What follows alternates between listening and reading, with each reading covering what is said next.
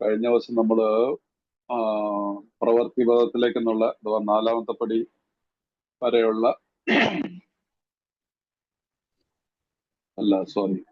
ഇതെങ്ങനെ പ്രവർത്തിക്കുന്നു എന്നുള്ള ചാപ്റ്റർ വരെയാണ് നമ്മൾ വായിച്ചത്.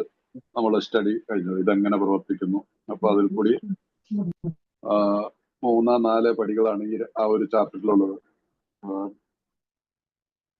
അത് ഏറ്റവും വളരെ ഇമ്പോർട്ടന്റ് ആയിട്ടുള്ളൊരു പടിയാണ് എന്നുള്ളത് നമുക്കെല്ലാവർക്കും മനസ്സിലായതാണ്. അതിന്റെ 68ാമത്തെ പേജിൽ താഴെ ഭാഗത്ത് നമ്മൾ ഈ കണക്കെടുപ്പ് നടത്താതെ പിന്നെ കൃത്യമായിട്ട് എന്റെ സ്വഭാവത്തിലുള്ള വൈകല്യങ്ങളെ കണ്ട് മനസ്സിലാക്കാതെ എന്നിലുള്ള ഭയത്തെ, എന്നിലുള്ള വിദ്വേഷത്തെയും, എന്നിലുള്ള സ്വഭാവത്തിലുള്ള മറ്റു പല പ്രശ്നങ്ങളും അത് കണ്ടെത്തിയാൽ മാത്രമാണ്, അഥവാ ഇത് കടലാസിൽ പകർത്ത് കണ്ടെത്തുക എന്ന് പറഞ്ഞ മനസ്സ് കൂടി നമ്മൾ എഴുതി കൂട്ടിയിട്ട് കാര്യമില്ല. അത് കടലാസിൽ എഴുതാൻ തന്നെയാണ് നമ്മളോട് പറഞ്ഞിരിക്കുന്നത്. അത് സന്നദ്ധതയുണ്ടെങ്കിൽ അത് സാധ്യമാവും. അതങ്ങനെ ചെയ്തില്ലാതെ നമ്മൾ പോയിട്ടുണ്ടെങ്കിൽ നമ്മൾ എന്താണ് ഈ മറ്റുള്ളവരെ ദ്രോഹിക്കുക എന്നുള്ളത് ശാരീരികമായിട്ടോ അല്ലെങ്കിൽ മാനസിക പല രീതിയിലുള്ള ദ്രോഹങ്ങൾ അതിനകത്ത് വരാം. ഒരു സന്തുഷ്ടമായിട്ടുള്ള ഒരു ജീവിതം നയിക്കുന്ന ഒരു അമിത മദ്യപാനി എന്തൊക്കെ ചെയ്യാൻ പറ്റും എന്നുള്ളതിന് നമുക്ക് എല്ലാവർക്കും അറിയാം. നമ്മൾ അതിന്റെ എല്ലാ ഉദാഹരണങ്ങളാണ്. അപ്പൊ ഇവിടെ ആ രീതിയിലുള്ള ഒരു സന്തുഷ്ടമായ തലത്തിലേക്ക്, ഒരു സമാധാനപരമായിട്ടുള്ള ഒരു തലത്തിലേക്ക് ഇന്നത്തെ ദിവസത്തിൽ, നമ്മുടെ പ്രോഗ്രാം ഇന്നത്തെ ദിവസത്തെ കുറിച്ചാണ്. ആ ദിവസത്തിൽ നമുക്ക് ആകാൻ പറ്റിയില്ല എങ്കിൽ നമ്മൾ മറ്റുള്ളവർ അങ്ങനെ പോയിട്ടുണ്ടെങ്കിൽ ബുക്ക് പറയുന്നതാണ്, അല്ലാത്ത പക്ഷം മറ്റുള്ളവരെ ദ്രോഹിക്കുന്നു തുടർന്നാൽ തീർച്ചയായും കുടിക്കുക തന്നെ ചെയ്യും. അപ്പൊ ഈ വിദ്വേഷം, ദേഷ്യം, ഭയം, അതിൽ നിന്ന് ഭയത്തിന് ഉടലെടുത്തിട്ടുള്ള അതിന്റെ റിഫ്ലക്ഷൻ ആയിട്ടുള്ള പല കാര്യങ്ങളും നമ്മുടെ ജീവിതത്തിൽ ഉണ്ടാവാം. പിന്നീട് നമ്മുടെ പല securities, financial security, sexual security, ഇതിനൊക്കെ വിരുദ്ധമായിട്ട് വരുന്ന ചില കാര്യങ്ങളൊക്കെ നമ്മുടെ ദൈനംദിനം. അപ്പൊ ഇതിനൊരു കണക്കെടുപ്പ് നടത്തിയിട്ട് അതിനൊരു പരിഹാരത്തിലേക്ക് നോക്കാതെ വരുന്നിട്ടുണ്ടെങ്കിൽ നമുക്ക് അത് അതിന്റെ പരിഹാരങ്ങൾ കാണാൻ പറ്റത്തില്ല. അപ്പൊ അതുകൊണ്ടാണ് ഈ 4ാമത്തെ പടിയെ നമ്മുടെ റിക്കവറി പ്രോസസ്സിലെ ആദ്യത്തെ പടിയായിട്ട് ബുക്ക് പറയുന്നത്. നമ്മുടെ ബുക്കിന്റെ തുടക്കഭാഗത്ത് നമ്മളത് വായിച്ചതാണ്. അപ്പൊ അതുകൊണ്ട് ഈ ഒരു കാര്യത്തിന് നമ്മളത് കൃത്യമായിട്ട് തന്നെ 4ാമത്തെ പടി ചെയ്തിരിക്കണം എന്നുള്ളത് നിങ്ങൾക്ക് ബോധ്യമായി കാണുമെന്ന് ഞാൻ വിശ്വസിക്കുന്നു. അപ്പൊ ആ ചാപ്റ്ററിന്റെ അവസാന ഭാഗത്ത് ഉള്ള ഒരു പാരഗ്രാഫ് വായിച്ചിട്ട് നമുക്ക് അടുത്ത ചാപ്റ്ററിലേക്ക് പോവാം. 69ാമത്തെ പേജിലാണ്. 69ാമത്തെ പേജില് ഞങ്ങൾക്ക് സ്വയം കഴിയാതിരുന്നത് വിശ്വാസം കൊണ്ട് കഴിഞ്ഞു എന്ന പുസ്തകത്തിൽ ആവർത്തിച്ച് നിങ്ങൾ മനസ്സിലാക്കിയത്. അപ്പൊ ഈ കഴിഞ്ഞ ചാപ്റ്ററുകളിലൊക്കെ എല്ലാ ചാപ്റ്ററുകളിലും സ്ലോലി നമ്മള് ആ വിശ്വാസത്തിന്റെ അല്ലെങ്കിൽ ആത്മീയത, എന്താണ് വിശ്വാസം എന്ന് പറയുന്നത്, അതിനകത്തൊരു ആ വിശ്വാസം എന്നുള്ള വാക്കിൽ തന്നെ ഒരു സ്പിരിച്വൽ ആയിട്ടുള്ള ഒരു ആത്മീയതയുടെ ഒരു ശബ്ദം നമുക്ക് കേൾക്കാം, അല്ലേ? അപ്പൊ ആവർത്തിച്ച് നിങ്ങൾ ആരുടെ മൈക്ക് ഓണാക്കി കിടപ്പുണ്ട് കേട്ടോ, ഒന്ന് ശ്രദ്ധിക്കുക. വായിച്ചു കഴിഞ്ഞു. സ്വന്തം ഇച്ഛാശക്തി ദൈവത്തിനും നിങ്ങൾക്കും ഇടയിൽ തടസ്സം നിന്നാലും ദൈവത്തിന് അത് മാറ്റാമെന്നും നിങ്ങൾക്ക് ബോധ്യപ്പെട്ട് കാണും. അപ്പൊ സ്വന്തം ഇച്ഛാശക്തി കൊണ്ട് ജീവിതം നശിപ്പിച്ചു കഴിഞ്ഞ ഒരു സമൂഹമാണ്. ആ ഇച്ഛാശക്തിയാണ് ദൈവത്തിനും എനിക്കും ഇടയിൽ തടസ്സം നിൽക്കുന്നത്. അങ്ങനെ നിന്നാലും ദൈവത്തിന് അത് മാറ്റാൻ പറ്റുമെന്ന് നിങ്ങൾക്ക് ബോധ്യപ്പെട്ട് കാണും. കാരണം ഒരു സംശയത്തോടു കൂടിയാണ് നമ്മൾ ഈ പ്രോഗ്രാമിനെ അപ്രോച്ച് ചെയ്യുന്നത്. നമ്മുടെ എല്ലാം മനസ്സിൽ എനിക്ക് തോന്നുന്നു, ഞാൻ പലരോടും സംസാരിച്ചിട്ടുള്ളപ്പോഴൊക്കെ അല്ലെങ്കിൽ എന്റെ അനുഭവത്തിലും, ഞാൻ സ്വന്തം അനുഭവത്തിൽ തന്നെ പറയുകയാണെങ്കിൽ, ഞാനൊരു ഭയപ്പെട്ടുകൊണ്ടായി പ്രോഗ്രാമിന്. ദൈവം എന്നുള്ളൊരു വാക്ക് കേട്ടപ്പോ തന്നെ ദൈവം അല്ലെങ്കിൽ എന്നേക്കാൾ വലിയൊരു ശക്തി, എനിക്ക് പിന്നെ ദൈവം എന്നുള്ള വാക്ക് പറയാനായിട്ട് എനിക്കൊരു കാരണം ഞാനൊരു ഈശ്വര വിശ്വാസി എന്നൊന്ന് അടിച്ച് ജീവിച്ചിട്ടുള്ള ഒരു അജ്ഞേയവാദി എന്ന് പറയാം. ഒരു അജ്ഞേയവാദിയുണ്ട്. എനിക്ക് എതിരൊന്നുമല്ല, ഞാൻ മതത്തിനെതിരൊന്നുമല്ല, എന്നും പള്ളിയിലും പോകുമായിരുന്നു. പക്ഷെ എന്റെ ഉള്ളിൽ ദൈവം എന്നുള്ള ഒരു ഭാവമേ ഉണ്ടായിരുന്നില്ല. കാരണം ദൈവത്തിന്റെ മുഖത്തേക്ക് നോക്കാൻ എനിക്ക് സാധിക്കുന്നുണ്ടായിരുന്നില്ല. ഭയമാണ് എനിക്ക്. ഞാൻ ശിക്ഷിക്കപ്പെടും, ഒരു ദിവസം പിടിക്കപ്പെടും, എന്റെ ജീവിതത്തിന്റെ ഏതെങ്കിലും ഒരു അവസ്ഥയിൽ നിന്നുള്ളൊരു ആ ഭയം എന്നെ കാർന്നു നിന്നുകൊണ്ടിരുന്നത്. അപ്പൊ അവിടെ ഒരു വിശ്വാസത്തിന്റെ ഒരു ഇതില്ല. അപ്പൊ അതുകൊണ്ടാണ് ഈ ഇങ്ങനെയൊക്കെ ആയാൽ പോലും ദൈവത്തിന് അത് മാറ്റാൻ പറ്റുമെന്ന്. കാരണം നമുക്ക് എങ്ങനെ ബോധ്യപ്പെട്ടിട്ടുള്ളത്, മറ്റുള്ളവരിൽ ഈ വിശ്വാസം പൂവണിയുന്നത് കണ്ടപ്പോൾ, അല്ലെങ്കിൽ മറ്റുള്ളവരിൽ ഈ വിശ്വാസം പ്രാവർത്തികമായിട്ട് അവർ വിജയകരമായിട്ട് മുമ്പോട്ട് പോകുന്നത് കണ്ടപ്പോൾ എനിക്കത് ബോധ്യപ്പെട്ടു. യെസ്, ഞാൻ മനസ്സിലാക്കിയിരുന്നു എന്നെ സുബോധവാനാക്കാൻ എന്നേക്കാൾ വലിയൊരു ശക്തിക്ക് സാധിക്കും എന്നുള്ളത്. അവരൊക്കെ എന്താ ചെയ്തത്? എന്നെ സുബോധവാനാക്കുവാൻ ഞാനൊരു തീരുമാനം എടുക്കുന്നു. I made A decision. എന്റെ ജീവിത ഇച്ഛകളും ആ ശക്തിയിലേക്ക് തിരിച്ചു വിടുവാനായിട്ട് ഞാൻ തീരുമാനമെടുക്കുന്നു എന്നുള്ള. അപ്പൊ ഇത് അവരുടെയൊക്കെ ജീവിതത്തിൽ ഇതൊരു തെളിയിക്കപ്പെട്ടുള്ള ഒരു പ്രോഗ്രാം ആണെന്നുള്ളത് ബോധ്യപ്പെട്ടപ്പോൾ പിന്നെ എനിക്ക് യാതൊരു ബുദ്ധിമുട്ടും വന്നില്ല. സോ അതുകൊണ്ടാണ് ഇവിടെ പറയുന്നത് ഈ ഇച്ഛാശക്തിയാണ് നമുക്ക് ഈ സെൽഫിൽ. അതുകൊണ്ടാണ് നമ്മൾ വായിച്ചു പോയിട്ടുള്ള ചാപ്റ്ററിൽ സെൽഫ് ഇമ്പോസ്ഡ് ക്രൈസിസ് എന്നൊക്കെ പറഞ്ഞിട്ടുള്ള വാക്ക് സെൽഫ് വിൽ റൺ റൈറ്റ്. സ്വഹിതത്തിൽ തന്നിഷ്ടത്തിൽ ജീവിച്ച് ജീവിതം താറുമാറാക്കിയതിന് മദ്യപാനി നമ്മളൊരു ഏറ്റവും വലിയ ഉദാഹരണമാണെന്ന് ആ രീതി ആ വാക്കുകൾ ചിലപ്പോൾ ലേശം അങ്ങോട്ടും ഇങ്ങോട്ടും മാറ്റം ഉണ്ടാവും. കൃത്യമായിട്ട് എനിക്ക് ഓർമ്മ വരുന്നില്ല എക്സാക്ട്ലി വാക്ക്, എന്നാലും അതിന്റെ അർത്ഥം ഇതായിരുന്നു. അതിന് എന്നെ സംബന്ധിച്ചുള്ള യാതൊരു സംശയവുമില്ല. തന്നിഷ്ടത്തിൽ ജീവിച്ചാണ് ജീവിതം. അതുപോലെ തന്നെ സെൽഫ് ഇമ്പോസ്ഡ് ക്രൈസിസ് ആണ്. ഞാൻ തന്നെ ഉണ്ടാക്കി വെച്ചിട്ടുള്ള പ്രശ്നങ്ങളാണ് എന്റെ ജീവിതത്തിൽ. അപ്പൊ ഈ കാര്യങ്ങൾ മനസ്സിലാക്കി വെച്ചപ്പോൾ എനിക്ക് പിന്നീട് മുമ്പോട്ട് പോകാനായിട്ട് ബുദ്ധിമുട്ട് വന്നില്ല. അപ്പൊ നിങ്ങൾ ഇവിടെ ഒരു തീരുമാനം എടുത്തു കഴിഞ്ഞിട്ടുണ്ടെങ്കിൽ ഐ മേഡ് എ ഡിസിഷൻ, മൂന്നാമത്തെ പടിയിൽ നിങ്ങളുടെ മൊത്തം വഴിയും ആത്മപരിശോധന നടത്തിയിട്ടുണ്ടെങ്കിൽ, 4th സ്റ്റെപ്പ് ഞാൻ ചെയ്തിട്ടുണ്ടെങ്കിൽ നിങ്ങൾ ഒരു നല്ല തുടക്കം നടത്തി കഴിഞ്ഞു. യു സി ഹിയർ, ഇതൊരു തുടക്കമാണെന്ന് ഓർക്കുക. അപ്പൊ മൂന്നാമത്തെ പടിയിൽ പറയുന്നുണ്ട് നിങ്ങളുടെ മദ്യപാനം നിർത്തുക എന്നുള്ള ഒരു തുടക്കം മാത്രമായിരുന്നു. 4ാമത്തെ പടി എന്ന് പറയുന്നത് നമ്മൾ ഒരു ആത്മപരിശോധന നടത്തുക എന്നുള്ള ഈ പ്രോഗ്രാമിന്റെ ആദ്യത്തെ പടിയാണ്. ആദ്യത്തെ ഫസ്റ്റ് ആക്ഷൻ സ്റ്റെപ്പ്. ആദ്യത്തെ ഒന്നാമത്തെ പടി തെറ്റിദ്ധരിക്കരുത്. അങ്ങനെ ഇതൊരു ആക്ഷൻ സ്റ്റെപ്പിന്റെ ആദ്യത്തെ പടിയാണ്. പ്രവൃത്തി ആവശ്യമുള്ള ഒരു പടിയാണ് ഇനി അങ്ങോട്ടുള്ളത്.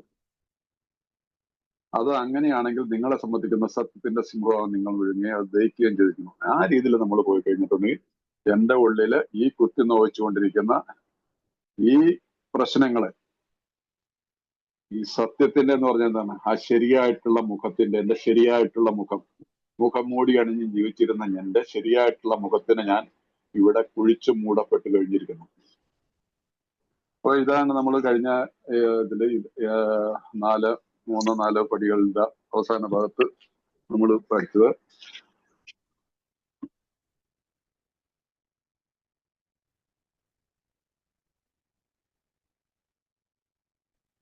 ആരുടെ മൈക്ക് മ്യൂട്ടായിട്ടുള്ള ടിക്സൺ, നിങ്ങൾ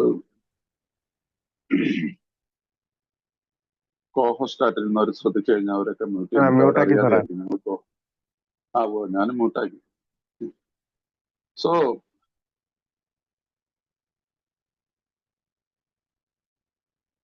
ഈ സംസാരിക്കുന്നതിന്റെ ഫ്ലോ അങ്ങോട്ട് പോകുന്നുണ്ട്, ഇടയ്ക്ക് ഇങ്ങനെ സൗണ്ട് വരുമ്പോഴേ. അതൊരു സ്വഭാവ ദൂഷ്യായിരിക്കും എന്റെ. എനിവേ, അപ്പൊ ഇനിയിപ്പോ നമുക്ക് മുമ്പോട്ട് പോകുന്നത് പ്രവൃത്തി പദത്തിലേക്കെന്നുള്ള ചാപ്റ്ററാണ്. ഇത് 18 പേജുണ്ട്. ഈ മലയാളത്തിലും 18 ആയിരിക്കണം, ഇംഗ്ലീഷിൽ 16 പേജാണ്, മലയാളത്തിൽ 18 പേജ്. ഈ 18 പേജില് ഓർക്കണം, 18 പേജിൽ 5 മുതൽ 11 പടിയെ കുറിച്ച് ഉള്ള പഠനമാണ്. 5 മുതൽ 11 പടിക്ക് ഉപയോഗിച്ചിരിക്കുന്നത് 5 മുതൽ 7 സ്റ്റെപ്പ് ഉണ്ട്. 7 സ്റ്റെപ്പിന് ഉപയോഗിച്ചിരിക്കുന്നത് 18 പേജിൽ മാത്രമാണ്. ആ സമയത്ത് 3-4 പടിക്കോ, 3-4 പടിക്ക് നമ്മള് യെസ്,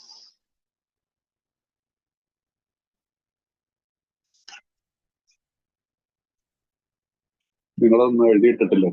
3-4 പടിക്ക് 13 പേജ്, 2 പടിക്ക് 13 പേജാണ്. ഒന്നാമത്തെ പടിക്കോ 54 പേജൊക്കെയാണ്, 54 പേജസ്.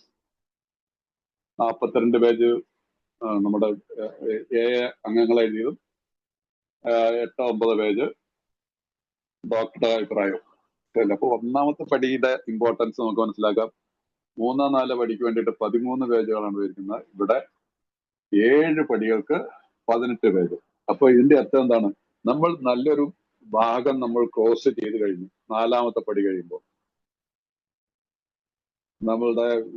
നമ്മുടെ പ്രോഗ്രാമിന്റെ അർദ്ധ വഴിയിൽ എത്തുമ്പോൾ എന്ന് പറഞ്ഞിട്ട് ആ വാഗ്ദാനങ്ങൾ വായിക്കുമ്പോഴില്ല, അതിന്റെ ഭാഗത്തേക്ക് നമ്മളുടെ ഒരു പ്രവേശനമാണ് ഇനിയുള്ളത്. ഇത് വളരെ ശ്രദ്ധിച്ച് മനസ്സിലാക്കണം. അതുകൊണ്ട് ബിഗ് ബുക്ക് കയ്യിലുള്ളവർ അത് ശ്രദ്ധിച്ച് മനസ്സിലാക്കി പോയി കഴിഞ്ഞാൽ നിങ്ങൾക്ക് അത് പ്രയോജനപ്പെടും, എനിക്കും പ്രയോജനപ്പെടും. നിങ്ങളുള്ളതുകൊണ്ടാണ് എനിക്കിത് പറയാൻ പറ്റുന്നത്. നിങ്ങൾ വരുന്നതുകൊണ്ടാണ് ഈ മീറ്റിംഗ് ഇങ്ങനെ പോകുന്നത്.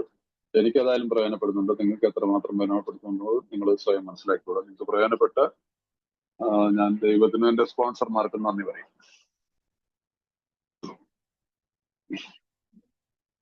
അപ്പൊ അധ്യായം 6 പ്രവൃത്തിപഥത്തിലേക്ക്. ഒരു സ്വയം കണ്ടെത്തൽ നടത്തിയതിനു ശേഷം അക്കാര്യത്തിൽ ഞങ്ങൾക്ക് പിന്നീട് എന്താണ് ചെയ്യാനുള്ളത്? ഒരു പുതിയ മനോഭാവവും ദൈവവുമായുള്ള ഒരു പുതിയ ബന്ധവും ലഭിക്കുന്നതിന് ഞങ്ങളുടെ മാർഗത്തിലെ തടസ്സങ്ങൾ കണ്ടെത്തുവാൻ ശ്രമിച്ചുകൊണ്ടിരിക്കുന്നുണ്ട്. ഞങ്ങളുടെ കുഴപ്പങ്ങൾ എന്താണെന്ന് തിട്ടപ്പെടുത്തിയിട്ടുണ്ട്. അപ്പൊ ഇവിടെ 4th സ്റ്റെപ്പ് കഴിയുന്നതോടുകൂടി നമ്മളുടെ പുതിയ മനോഭാവം ദൈവവുമായിട്ടുള്ളൊരു ബന്ധവും ലഭിക്കുന്നതിന് ഞങ്ങളുടെ മാർഗത്തിലെ തടസ്സങ്ങൾ കണ്ടെത്തുവാൻ ശ്രമിക്കുന്നുണ്ട്. ഞങ്ങളുടെ കുഴപ്പങ്ങൾ എന്താ? നമ്മുടെ ഈ കുഴപ്പം എന്ന് പറയുന്നത് എന്താണ്? നമ്മുടെ ക്യാരക്ടർ ഡിഫക്ട്സ്. ദൈവത്തിനും ഇടയിൽ അത് ഇംഗ്ലീഷ് എഴുതിക്കുന്നത് we have trying to get a new attitude, a new relationship with our creator and to discover the obstacles in our path. നമ്മളുടെ ഈ പ്രോഗ്രാം പ്രാക്ടീസ് ചെയ്യുന്നതിന്, നമുക്ക് ജീവിക്കുന്നതിന്, ഈ പ്രോഗ്രാം പ്രാക്ടീസ് നമ്മുടെ ജീവിതം, പുതിയൊരു ജീവിതം, ഇവിടെ അതല്ലേ പറയുന്നത്, പുതിയൊരു മനോഭാവത്തോടുകൂടി പുതിയൊരു ബന്ധവും കണ്ടെത്തുവാൻ നമ്മൾ ശ്രമിക്കുന്നുണ്ട്. ഞങ്ങളുടെ കുഴപ്പങ്ങൾ അഥവാ നമ്മുടെ ആർക്കോ ചുമയുണ്ട്, മാർഗങ്ങൾ കണ്ടെത്തുവാൻ ശ്രമിച്ചുകൊണ്ട് ഞങ്ങളുടെ കുഴപ്പങ്ങൾ എന്താണെന്ന് തിട്ടപ്പെടുത്തിയിട്ടുണ്ട്. സ്വയം കണ്ടെത്തലിൽ ദുർബലമാണെന്ന് തോന്നിയ വശങ്ങളിലേക്ക് ഞങ്ങൾ കൂടുതൽ ശ്രദ്ധ പതിപ്പിച്ചിട്ടുമുണ്ട്. സ്വയം കണ്ടെത്തലിൽ നമ്മൾ തന്നെ കണ്ടെത്തിയ നമ്മുടെ ദൗർബല്യങ്ങളിൽ തോന്നിയ വശങ്ങളിലേക്ക് ഞങ്ങൾ കൂടുതൽ ശ്രദ്ധ പതിപ്പിച്ചിട്ടുണ്ട്. നമുക്കറിയാം, എന്റെ ദൗർബല്യങ്ങൾ എനിക്കറിയാം. അത് പണമാവാം, സാധാരണതയിൽ നമ്മൾ പറയത്തില്ല, നമ്മുടെ മലയാളത്തിൽ ഒരു ചൊല്ലുണ്ട്, കനകം മൂലം കാമിനി മൂലം എന്നൊക്കെ പറയും ഇല്ലേ, ഒറ്റ വാക്കിൽ പറയുന്നു. ഇതുമായിട്ട് റിലേറ്റ് ചെയ്തിട്ട് ഒരു മനുഷ്യന്റെ എല്ലാ പ്രശ്നങ്ങളും ഉണ്ട്. ധനത്തിന് വേണ്ടിയിട്ട് മനുഷ്യൻ യുദ്ധം ചെയ്യുന്നു, കാമിനി, സ്ത്രീ, ഇതിനകത്ത് എല്ലാം തന്നെ അടങ്ങിയിട്ടുണ്ട്. ഇതിൽ നിന്ന് വിദ്വേഷം ഉണ്ടാവുന്നുണ്ട്, ഇതിൽ നിന്നും ഭയം ഉണ്ടാവുന്നുണ്ട്. ധനസമ്പാദനത്തിന് തെറ്റായിട്ടുള്ള വഴികൾ കൂടി പോകുന്നോടത്ത് വിദ്വേഷങ്ങൾ ഉണ്ടാവാൻ സാധ്യതയുണ്ട്, ദേഷ്യം ഉണ്ടാവാൻ സാധ്യതയുണ്ട്, അതിൽ പരാജയപ്പെട്ടാൽ ഉണ്ടാവുന്ന പ്രശ്നങ്ങളുണ്ട്. ഇത് തന്നെ എല്ലാത്തിലും.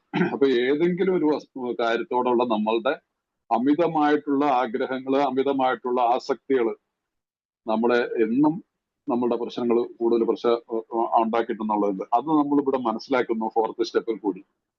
ഇനി അവയൊക്കെ ഒന്ന് പാകപ്പെടുത്തി പദം വരുത്തുവാനാണ് ഉള്ളത്. ഇതിന് ഞങ്ങളുടെ ഭാഗത്തു നിന്ന് പ്രവർത്തനം ആവശ്യമുണ്ട്. മനസ്സിലായില്ല? ആ പ്രവർത്തനം, action step. Again 5th step is also an action step. Action step ആവശ്യമുണ്ട്. കാരണം ഇത് പൂർത്തിയാക്കുന്നതിന്റെ അർത്ഥം ദൈവത്തോടും, ഇത് ശ്രദ്ധിച്ച് കേൾക്കണേ വാക്കുകൾ, ദൈവത്തോടും ഞങ്ങളോട് തന്നെയും മറ്റൊരു വ്യക്തിയോടും യഥാർത്ഥ തരത്തിലുള്ള ഞങ്ങളുടെ കുറവുകൾ ഏറ്റു പറഞ്ഞിട്ടുണ്ട് എന്നാണ്. മുൻ അധ്യായത്തിൽ സൂചിച്ച രോഗമുക്തിക്ക് സഹായിക്കുന്ന 5ാമത്തെ പടിയിലേക്ക് ഇത് ഞങ്ങളെ എത്തിക്കുന്നു. മുൻ അധ്യായത്തിൽ ഇതിന്റെ അവസാനം നമ്മൾ വായിച്ചില്ലേ, നമ്മളുടെ ഇടയിൽ ദൈവത്തിനും എനിക്കും ഇടയിൽ നിൽക്കുന്ന ആ ഇച്ഛാശക്തി അഥവാ എന്റെ തെറ്റായിട്ടുള്ള തീരുമാനങ്ങൾ, അതാണ് ആ തടസ്സങ്ങൾ. അതിനെ മാറ്റിയെടുക്കാനായിട്ട് നമുക്ക് സാധിക്കും. അതിന് മുമ്പും ഇതിനെക്കുറിച്ച് മൊത്തത്തിലൊരു ചില വാചകങ്ങൾ പല ഭാഗത്തും എഴുതിയിട്ടുണ്ട് ഇത് ചെയ്യുന്നതിന്റെ, ഈ രോഗവിമുക്തിക്ക്. കാരണം രോഗവിമുക്തി എന്ന് പറഞ്ഞിട്ടുണ്ടെങ്കിൽ recovered, we have to be recovered from alcoholism, we have to recovered from our character defects. അത് yes, this brings us to the 5th step in the program of recovery mentioned in the preceding chapter. A program of recovery. നമുക്ക് recovered ആവണമെങ്കിൽ ഈ programme of recovery, ഈ പ്രവർത്തിക്കുന്ന അല്ലെങ്കിൽ വിജയകരമായിട്ട് പ്രവർത്തിച്ച് നമ്മുടെ മുമ്പിൽ വച്ചിരിക്കുന്ന നിരത്തിയതിന് ഈ ഉപകരണങ്ങൾ നമ്മൾ ഉപയോഗിക്കണം. അത് ഉപയോഗിച്ചാൽ മാത്രമാണ് നമുക്ക് പറയാം yes I am recovered alcoholic എന്ന് പറയാൻ പറ്റുള്ളൂ. സോ ഈ റിക്കവറി പ്രോസസ്സിൽ നമ്മൾ മുമ്പോട്ട് പോകണം. അപ്പൊ അതുകൊണ്ട് ഈ രോഗവിമുക്തിക്ക് സഹായിക്കുന്ന 5ാമത്തെ പടിയിലേക്ക് ഇത് ഞങ്ങളെ എത്തിക്കുന്നു.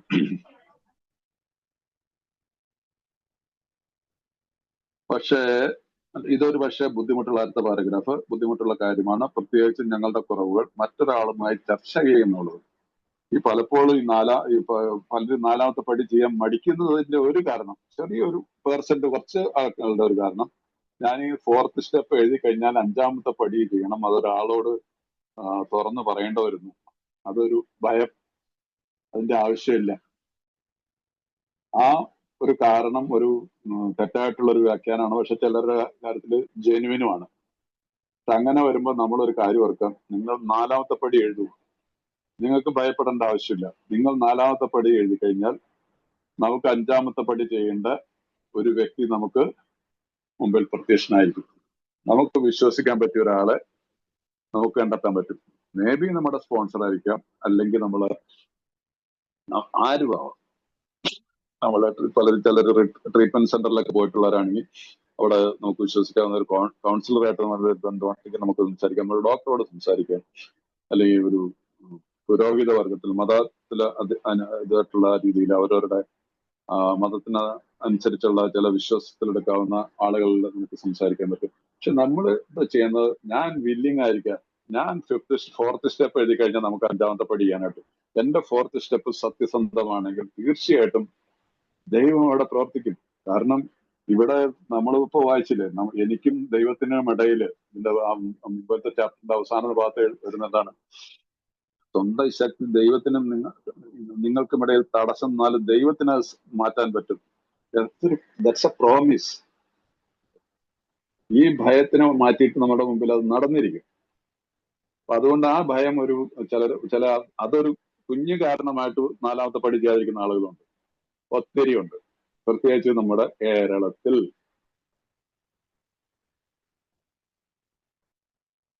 എവിടുന്നോ തലയിൽ കയറി വെച്ചിരിക്കുന്ന ഒരു വേണ്ടാത്തൊരു ഒരു ഒരു ഒരു ഒരു ചിന്തയാണത്.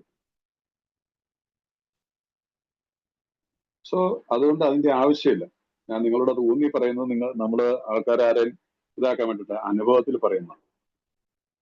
7, 8, 10, 12 വർഷമായിട്ട് 15 വർഷമായത് 4th സ്റ്റെപ്പ് ചെയ്യാതെ നിൽക്കുന്ന ആളുകളെ അറിയാം.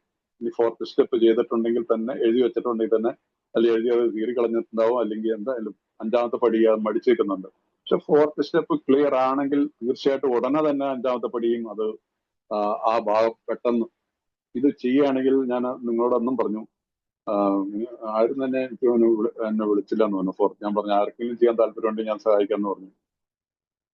ആരും തന്നെ 4th സ്റ്റെപ്പിന് 1-2 പേരെ വിളിച്ചെന്ന് പറഞ്ഞു. പക്ഷെ എക്സാക്ട്ലി 4th സ്റ്റെപ്പിന്റെ ഇതിനല്ല, അല്ലാത്ത പല കാര്യങ്ങളും ചോദിച്ചുകൊണ്ട് ചിലരൊക്കെ വിളിച്ചു. ഞാനതൊരു വലിയൊരു മഹാനായതുകൊണ്ടൊന്നുമല്ല പറഞ്ഞത്. 4th സ്റ്റെപ്പ് ചെയ്യാൻ ആർക്കും താല്പര്യമുണ്ടെങ്കിൽ സഹായിക്കാൻ എനിക്ക് സാധിക്കും, ആ ഒരു ഉറപ്പ് എനിക്കുന്നുണ്ട്. അതുകൊണ്ട് പറഞ്ഞാൽ, അതുകൊണ്ട് ഈ പടി ചെയ്യണം. 4ഉം 5ഉം പടി ചെയ്താലാണ് നമ്മുടെ റിക്കവറി പ്രൊസീജിയർ ശരിയാവുന്ന നിലയിൽ പോകത്തുള്ളൂ. 4ഉം 5ഉം പടി കഴിഞ്ഞ ഒരാൾക്ക് മാത്രമാണ് ഒരാളെ സ്പോൺസർ ആവാനുള്ള യോഗ്യതയുള്ളൂ. 4ഉം 5ഉം പടി ചെയ്ത ഒരാൾക്ക് മാത്രമാണ് സർവീസ് മേഖലകളിൽ ഓരോരോ പൊസിഷനിൽ ഇരിക്കാൻ പറ്റുള്ളൂ, പാടുള്ളൂ. അതൊക്കെ ഗൈഡ് ലൈൻസിലുള്ളതാണ്. ഇതാരും പഠിക്കുന്നില്ല, മനസ്സിലായില്ല, അത് വായിച്ച് മനസ്സിലാക്കുന്നില്ല. അല്ലാതെയാണ് അതുകൊണ്ടാണ് ഈ സേവന രംഗത്തൊക്കെ ഈ ഉന്തും വള്ളിയും മത്സരവും വോട്ടെടുപ്പ് ഇങ്ങനെയൊക്കെയുള്ള കാര്യങ്ങളൊക്കെ ഉണ്ടാവുന്നത്. കാരണം ഈ പ്രോഗ്രാം പ്രാക്ടീസ് ചെയ്യുന്ന ഒരാളെ കൃത്യസമയത്തോളം എന്താണ് നമ്മുടെ ലവ് ആൻഡ് ടോളറൻസ്, സ്നേഹവും സഹിഷ്ണുതയുമാണ് നമ്മളുടെ നിയമ സംഹിത. സ്നേഹവും സഹിഷ്ണുതയുള്ളിടത്ത് എളിമയുണ്ടാവും, ഈ വാഗ്വാദങ്ങൾ ഉണ്ടാവില്ല, തർക്കങ്ങൾ ഉണ്ടാവത്തില്ല. കാരണം ഈ പടികൾ ഇങ്ങനെ പ്രാക്ടീസ് ചെയ്ത ഒരാൾക്ക് മനസ്സിലാവും, എന്റെ മനസ്സമാധാനം കെടുത്താനുള്ള സംഭവമാണ്, എനിക്ക് ഇതിനകത്ത് ദൂരെ നിൽക്കണം. We will step back. നമ്മൾ ഒരുപാട് പ്രാവശ്യം കൈ പൊള്ളിയ ആളുകളാണ്. അതേ വാക്ക് തന്നെ കുറച്ച് വരുമ്പം വരുമെന്ന് എനിക്ക് തോന്നുന്നു. ഒരു സ്റ്റവിൽ കൈവെക്കുമ്പോൾ ഒരു തീനാളം കണ്ടെന്ന പോലെ നമ്മൾ പിൻവലിയുന്നു. അങ്ങനെ പിൻവലിയാൻ സാധിക്കും. അത് എളിമയുടെ ഒരു ഇതാണ്, ഭാവമാണത്. അല്ലാതെ ഞാൻ അവിടെ യുദ്ധം ചെയ്യാൻ നിൽക്കരുത്. സോ ഈ രീതിയിൽ നിങ്ങൾ പടികൾ നിങ്ങളെന്നല്ല നമ്മൾ പടികൾ പ്രാക്ടീസ് ചെയ്ത് പോകണം.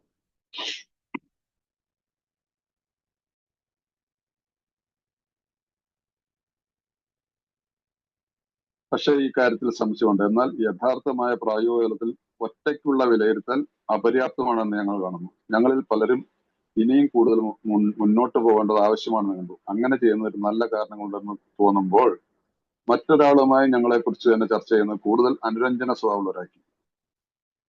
പ്രധാന കാരണം താഴെ പറയുന്നതാണ്.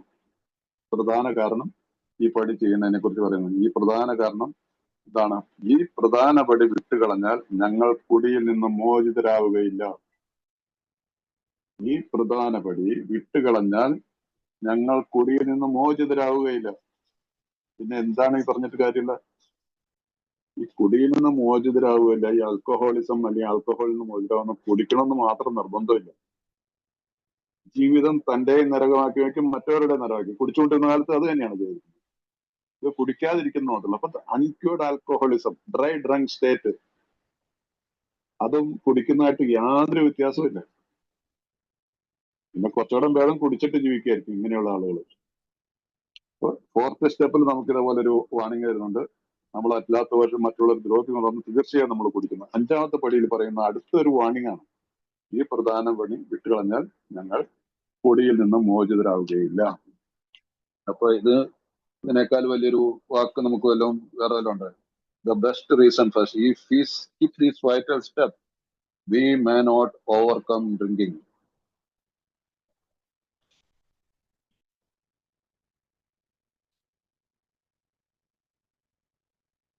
സോ അതുകൊണ്ട് ഈ ബുക്ക് പറയുന്നതാണ്.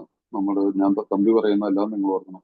കാലാകാലങ്ങളായി പുതുതായി വരുന്ന അംഗങ്ങൾ അവരുടെ ജീവിതത്തെക്കുറിച്ചുള്ള ചില വിവരങ്ങൾ അവരുടെ മനസ്സിൽ തന്നെ സൂക്ഷിക്കാൻ ശ്രമിച്ചിട്ടുണ്ട്. കൂടുതൽ വിനയാനിതരാകുന്ന ഈ അനുഭവം അവഗണിക്കുന്നതിന് വേണ്ടി അവർ കൂടുതൽ എളുപ്പമായ മാർഗങ്ങൾ തിരഞ്ഞെടുത്ത് നോക്കിയിട്ടുണ്ട്. അനിവാര്യമായ അവരെല്ലാം കുടിയിൽ ചെന്ന് ചാടി. അനിവാര്യമായും അവരെല്ലാം എന്താണ് ഈ കാലാകാലങ്ങളായിട്ട് വന്നിട്ടുള്ള പുതുതായിട്ട് വന്ന അവരുടെ ജീവിതത്തിൽ ചിലവ് അവരുടെ മനസ്സിൽ തന്നെ സൂക്ഷിക്കാൻ ശ്രമിച്ചിട്ടുണ്ട്. കൂടുതൽ വിനയാനിതരാക്കുന്ന അനുഭവം അവഗണിക്കുന്നതിന് വേണ്ടി അവർ കൂടുതൽ എളുപ്പമായ മാർഗങ്ങൾ തിരഞ്ഞെടുക്കും. എന്താ എളുപ്പമാർഗം? മനസ്സിൽ തന്നെ ഇത് എന്തിനാ ഞാൻ എഴുതുന്നത്? ഞാൻ എന്റെ മനസ്സിൽ ഞാൻ ചിന്തിച്ച് എന്റെ മനസ്സിൽ ഇതെല്ലാം കുറിച്ചിട്ടു. അങ്ങനെ പോയപ്പോലെ എന്റെ ഫോർത്ത് സ്റ്റെപ്പ് ആയില്ലേ? ഞാൻ ദൈവവുമായിട്ട് സംസാരിക്കുന്നു. മറ്റൊരാളോട് സംസാരിക്കാനായിട്ട് എനിക്ക് ഇതിനകത്ത് താല്പര്യമില്ല. എപ്പോഴെങ്കിലും സമയം കിട്ടിക്കഴിഞ്ഞാൽ, ഒരാളെ കിട്ടിക്കഴിഞ്ഞാൽ ഇപ്പൊ അതിന് ഇറ്റ് വിൽ നോട്ട് വർക്ക്. അത് വർക്ക് ചെയ്യത്തില്ല. അത് കൃത്യമായിട്ടുള്ളൊരു കണക്കെടുപ്പല്ല. കാരണം നമ്മളിത് എന്താണെന്ന് കൃത്യമായിട്ട് തിട്ടപ്പെടുത്തിയതാണ്. ആ തിട്ടപ്പെടുത്തുക എന്ന് പറഞ്ഞാൽ അതിനാണ് നമ്മുടെ ഇതിന് പ്രവർത്തനം ആവശ്യമുണ്ട്. ആ പ്രവർത്തനം എന്ന് പറഞ്ഞാൽ നമ്മൾ കടലാസിൽ തന്നെ എഴുതണം, അല്ലാതെ മനസ്സിൽ കുറിച്ചിട്ടിട്ട് കാര്യമില്ല. എന്നിട്ട് എപ്പോഴെങ്കിലും ആരോടെങ്കിലും സംസാരിക്കാന്നുള്ള രീതിയിലുള്ള ആ രീതി, അതാണ് എളുപ്പവഴി. അപ്പൊ അവരെല്ലാം എന്താ പറ്റിയോ? അവരെല്ലാം കുടിയിൽ ചെന്ന് ചാടി. ഞങ്ങളുടെ രോഗവിമോചന പദ്ധതിയിലെ മറ്റെല്ലാ കാര്യങ്ങളും പുലർത്തിയിട്ടും എന്തുകൊണ്ട് തങ്ങൾ വീണുപോയെന്ന് അവർ അത്ഭുതപ്പെട്ടു. ഞാൻ 1, 2, 3 പടികൾ കൂടി റെഗുലർ ആയിട്ട് മീറ്റിങ്ങുകൾക്ക് പോയിക്കൊണ്ടിരുന്നു. ഗ്രൂപ്പിന്റെ സെക്രട്ടറി ആയി, ഗ്രൂപ്പിന്റെ ട്രഷററായി, IGR ആയി, ഏതൊക്കെ പൊസിഷനും പോകാൻ പറ്റുമോ ആ രീതിയിലെല്ലാം പോയി. പല ഗ്രൂപ്പുകളിലും ഞാൻ സ്പീക്കറായിട്ട് പോയി. എന്നെ കേൾക്കാൻ ആൾക്കാരുണ്ടായിരുന്നു. എന്റെ അനുഭവങ്ങൾ, എന്റെ അനുഭവവും ശക്തിയും പ്രതീക്ഷയും ഞാൻ പങ്കുവെക്കുന്നതിനെ കുറിച്ച് ആളുകൾക്ക് നല്ല മതിപ്പായിരുന്നു. എന്റെ കുടുംബത്തിൽ നല്ല അഭിവൃദ്ധി വന്നു. പക്ഷേ എന്താ പറ്റിയത്? ഇതെല്ലാം ഇങ്ങനെ ചെയ്തു പോയവര് അനിവാര്യമായും അവരെല്ലാം കുടിയിൽ ചെന്ന് ചാടുകയാണ് ഉണ്ടായത്. നിങ്ങളോടൊരു കാര്യം പറയാം. ഞാൻ 1998 ഞാൻ 1 വർഷത്തെ സോബറേറ്റി ഉള്ളപ്പോഴാണ് ഞാൻ ഈ കേരളത്തിൽ ഡൽഹിയിൽ നിന്ന് വരുന്നത്. 1998 വന്നത്. എന്റെ വീട്ടിലേക്ക് പോകുന്നതിന് മുമ്പ് ഞാൻ നേരെ കൽപ്പറ്റയിലേക്ക് പോയത്. കൽപ്പറ്റ വയനാട്ടിൽ വെച്ച് അന്ന് GSOയുടെ കോൺഫറൻസ് നടക്കുന്നുണ്ടായിരുന്നു. ഞാൻ 1 വർഷത്തെ സോബറൊന്നും ചെറുപ്പക്കാരനല്ലേ, 37 വയസ്സല്ലേ ഉള്ളൂ. 37 വയസ്സിൽ എപ്പാണല്ലോ. എനിവേ അന്ന് 6 മാസത്തിലെ GSO കോൺഫറൻസുകൾ ഇന്ത്യയുടെ പല ഭാഗത്ത് വെച്ച് നടക്കുന്നു. ആ വർഷത്തെ conference Kerala Inter group host ചെയ്തിരുന്നു. അപ്പൊ അങ്ങനെയാണ് ഞാൻ കേരളത്തിലേക്ക് വന്നപ്പോ എനിക്ക് വലിയൊരു ആഗ്രഹം ഇങ്ങനെ ഇന്ത്യയിൽ മൊത്തമുള്ള അംഗങ്ങളെ കാണാൻ. പോരാത്തതിന് കേരളത്തിൽ വെച്ചാകുമ്പോൾ കേരളത്തിലുള്ള ഒരുപാട് കേരളത്തിൽ നിന്നും ഉള്ളൊരു വളരെ ഒരു നല്ലൊരു GSO കോൺഫറൻസ് ഒന്ന് കൽപ്പറ്റയിലുള്ള വയനാട്, കോഴിക്കോടുള്ള അംഗങ്ങളായിരുന്നു അതിന് നേതൃത്വം നൽകുന്നത്. നല്ല രീതിയിലും ഒരു മെമ്മറബിൾ ആയിട്ടുള്ള ഒരു ഇവന്റ് ആയിരുന്നു. ആ ഇവന്റില് അന്ന് 100 കണക്കിന് മലയാളികള് അംഗങ്ങൾ ഉണ്ടായിരുന്നു. പലരെയും പരിചയപ്പെട്ടു. ഇന്ന് ഞാൻ അതിനകത്ത് എനിക്കിത് കൃത്യമായിട്ട് പറയാൻ തന്നെ എനിക്ക് പറ്റും. കൂടി വന്ന ഒരു 10 പേര് കാണും ആ GSO കോൺഫറൻസിൽ ഉണ്ടായിരുന്നിട്ട്. 2-3 പേര് മരണപ്പെട്ടിട്ടുണ്ടോ? അല്ലാതെ ഉള്ളവര് ഇല്ല. എവിടെ പോയി ആൾക്കാരൊക്കെ? എവിടെ പോയി? എപ്പോഴോ എവിടെയോ നമുക്ക് ഇവരെയൊക്കെ നഷ്ടപ്പെട്ടു പോയി. ഈ നഷ്ടപ്പെട്ടു പോയതിന്റെ കാരണം ഇതാണ്. അനിവാര്യമായും അവരെല്ലാം കുടിയിൽ ചെന്ന് ചാടി.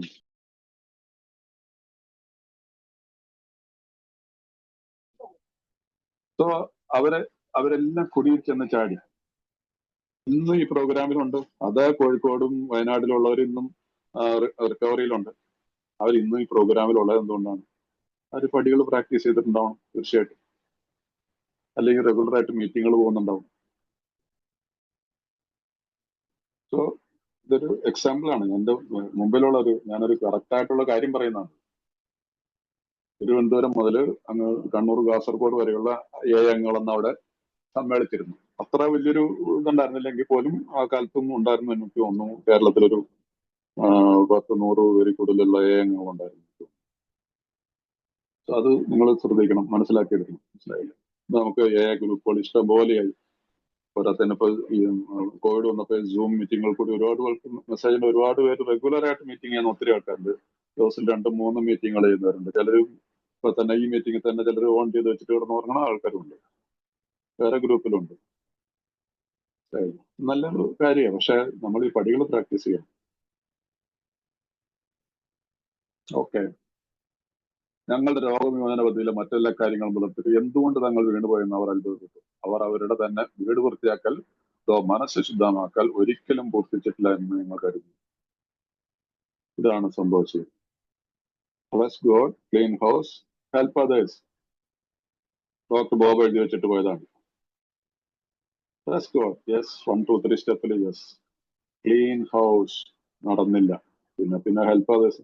അതുകൊണ്ടാണ് ഈ നമ്മളുടെ 170 പേജിൽ പറയുന്നില്ലേ, 170 പേജിൽ വരുമ്പോ നിങ്ങളിൽ ഇല്ലാത്ത ഒന്ന് മറ്റൊരാളിലേക്ക് സന്വേഷിക്കാൻ നിങ്ങൾക്ക് സാധിക്കില്ലെന്ന് വളരെ വ്യക്തമാണ്. അതാണ് ഇവിടെ സംഭവിക്കുന്നത്. 170 പേജിൽ നിങ്ങൾക്ക് വേണ്ടി ഒരു വിഷയം എന്നുള്ളതിൽ നിങ്ങൾ ഇതിന്റെ താഴെ ഭാഗത്ത് എഴുതിയിട്ടുണ്ട്. നിങ്ങളിൽ ഇല്ലാത്ത ഒന്ന് മറ്റൊരാളിലേക്ക് സന്വേഷിക്കാൻ നിങ്ങൾക്ക് സാധിക്കും എന്നുള്ളത് വളരെ വ്യക്തമാണ്. Help others. നിങ്ങളില്ലാത്ത എങ്ങനെ നിങ്ങൾക്ക് മറ്റൊരാളെ സഹായിക്കാൻ പറ്റും? തീർച്ചയായിട്ടും ഒരു കോൾ വിളിച്ച് സഹായിക്കാൻ പറ്റും. തീർച്ചയായിട്ടും ഒരു സഹായമാണ്, ഒരു സഹായം. അതുകൊണ്ട് മറ്റൊരാളെ ആരെയും വിളിക്കേണ്ടെന്നോ അങ്ങനെ അതല്ല. ബട്ട് അതല്ല ഈ പ്രോഗ്രാം. അത് അവരോട് പറയണം. നമുക്ക് ഇതിലൊത്തിരി ചില പടികളൊക്കെ പ്രാക്ടീസ് ചെയ്ത് 6 മാസമായി കഴിയുമ്പോഴത്തേക്ക് 3 മാസമായി കഴിയുമ്പോഴത്തേക്ക് പറഞ്ഞ പടികളൊക്കെ പ്രാക്ടീസ് ചെയ്യേണ്ട കാര്യങ്ങളാണ്. ഞാൻ ചെയ്തിട്ടെങ്കിൽ മാത്രമാണ് മറ്റൊരാളോട് എനിക്ക് പറയാൻ പറ്റുള്ളൂ. അതല്ലെങ്കിൽ എന്താ പറയാ, മീറ്റിങ്ങിന് വന്നുകൊണ്ടിരുന്നോ, പിന്നെ ആരെങ്കിലും ചിലർക്ക് ഇത്തിരി താല്പര്യം കൊണ്ട് എനിക്കൊന്ന് ഈ പടികളൊക്കെ ഒന്ന് ചെയ്യണല്ലോ ഏട്ടാന്ന് പറഞ്ഞു കഴിഞ്ഞാൽ ഇപ്പൊ കുഴപ്പമൊന്നുമില്ല, കുടിക്കണില്ല. എന്നാ പിന്നെ ഇപ്പൊ മീറ്റിങ്ങിന് വന്നുകൊണ്ടിരുന്നാൽ മതി. പലയിടത്തും പറയുന്ന ഒരു കാര്യമാണ്, മീറ്റിങ്ങിന് വന്നുകൊണ്ടിരുന്ന സമയമാകുമ്പോൾ അതൊക്കെ പടിയൊക്കെ നടന്നോളും. സമയമാകുമ്പോൾ എങ്ങനെ പടികൾ നടക്കും?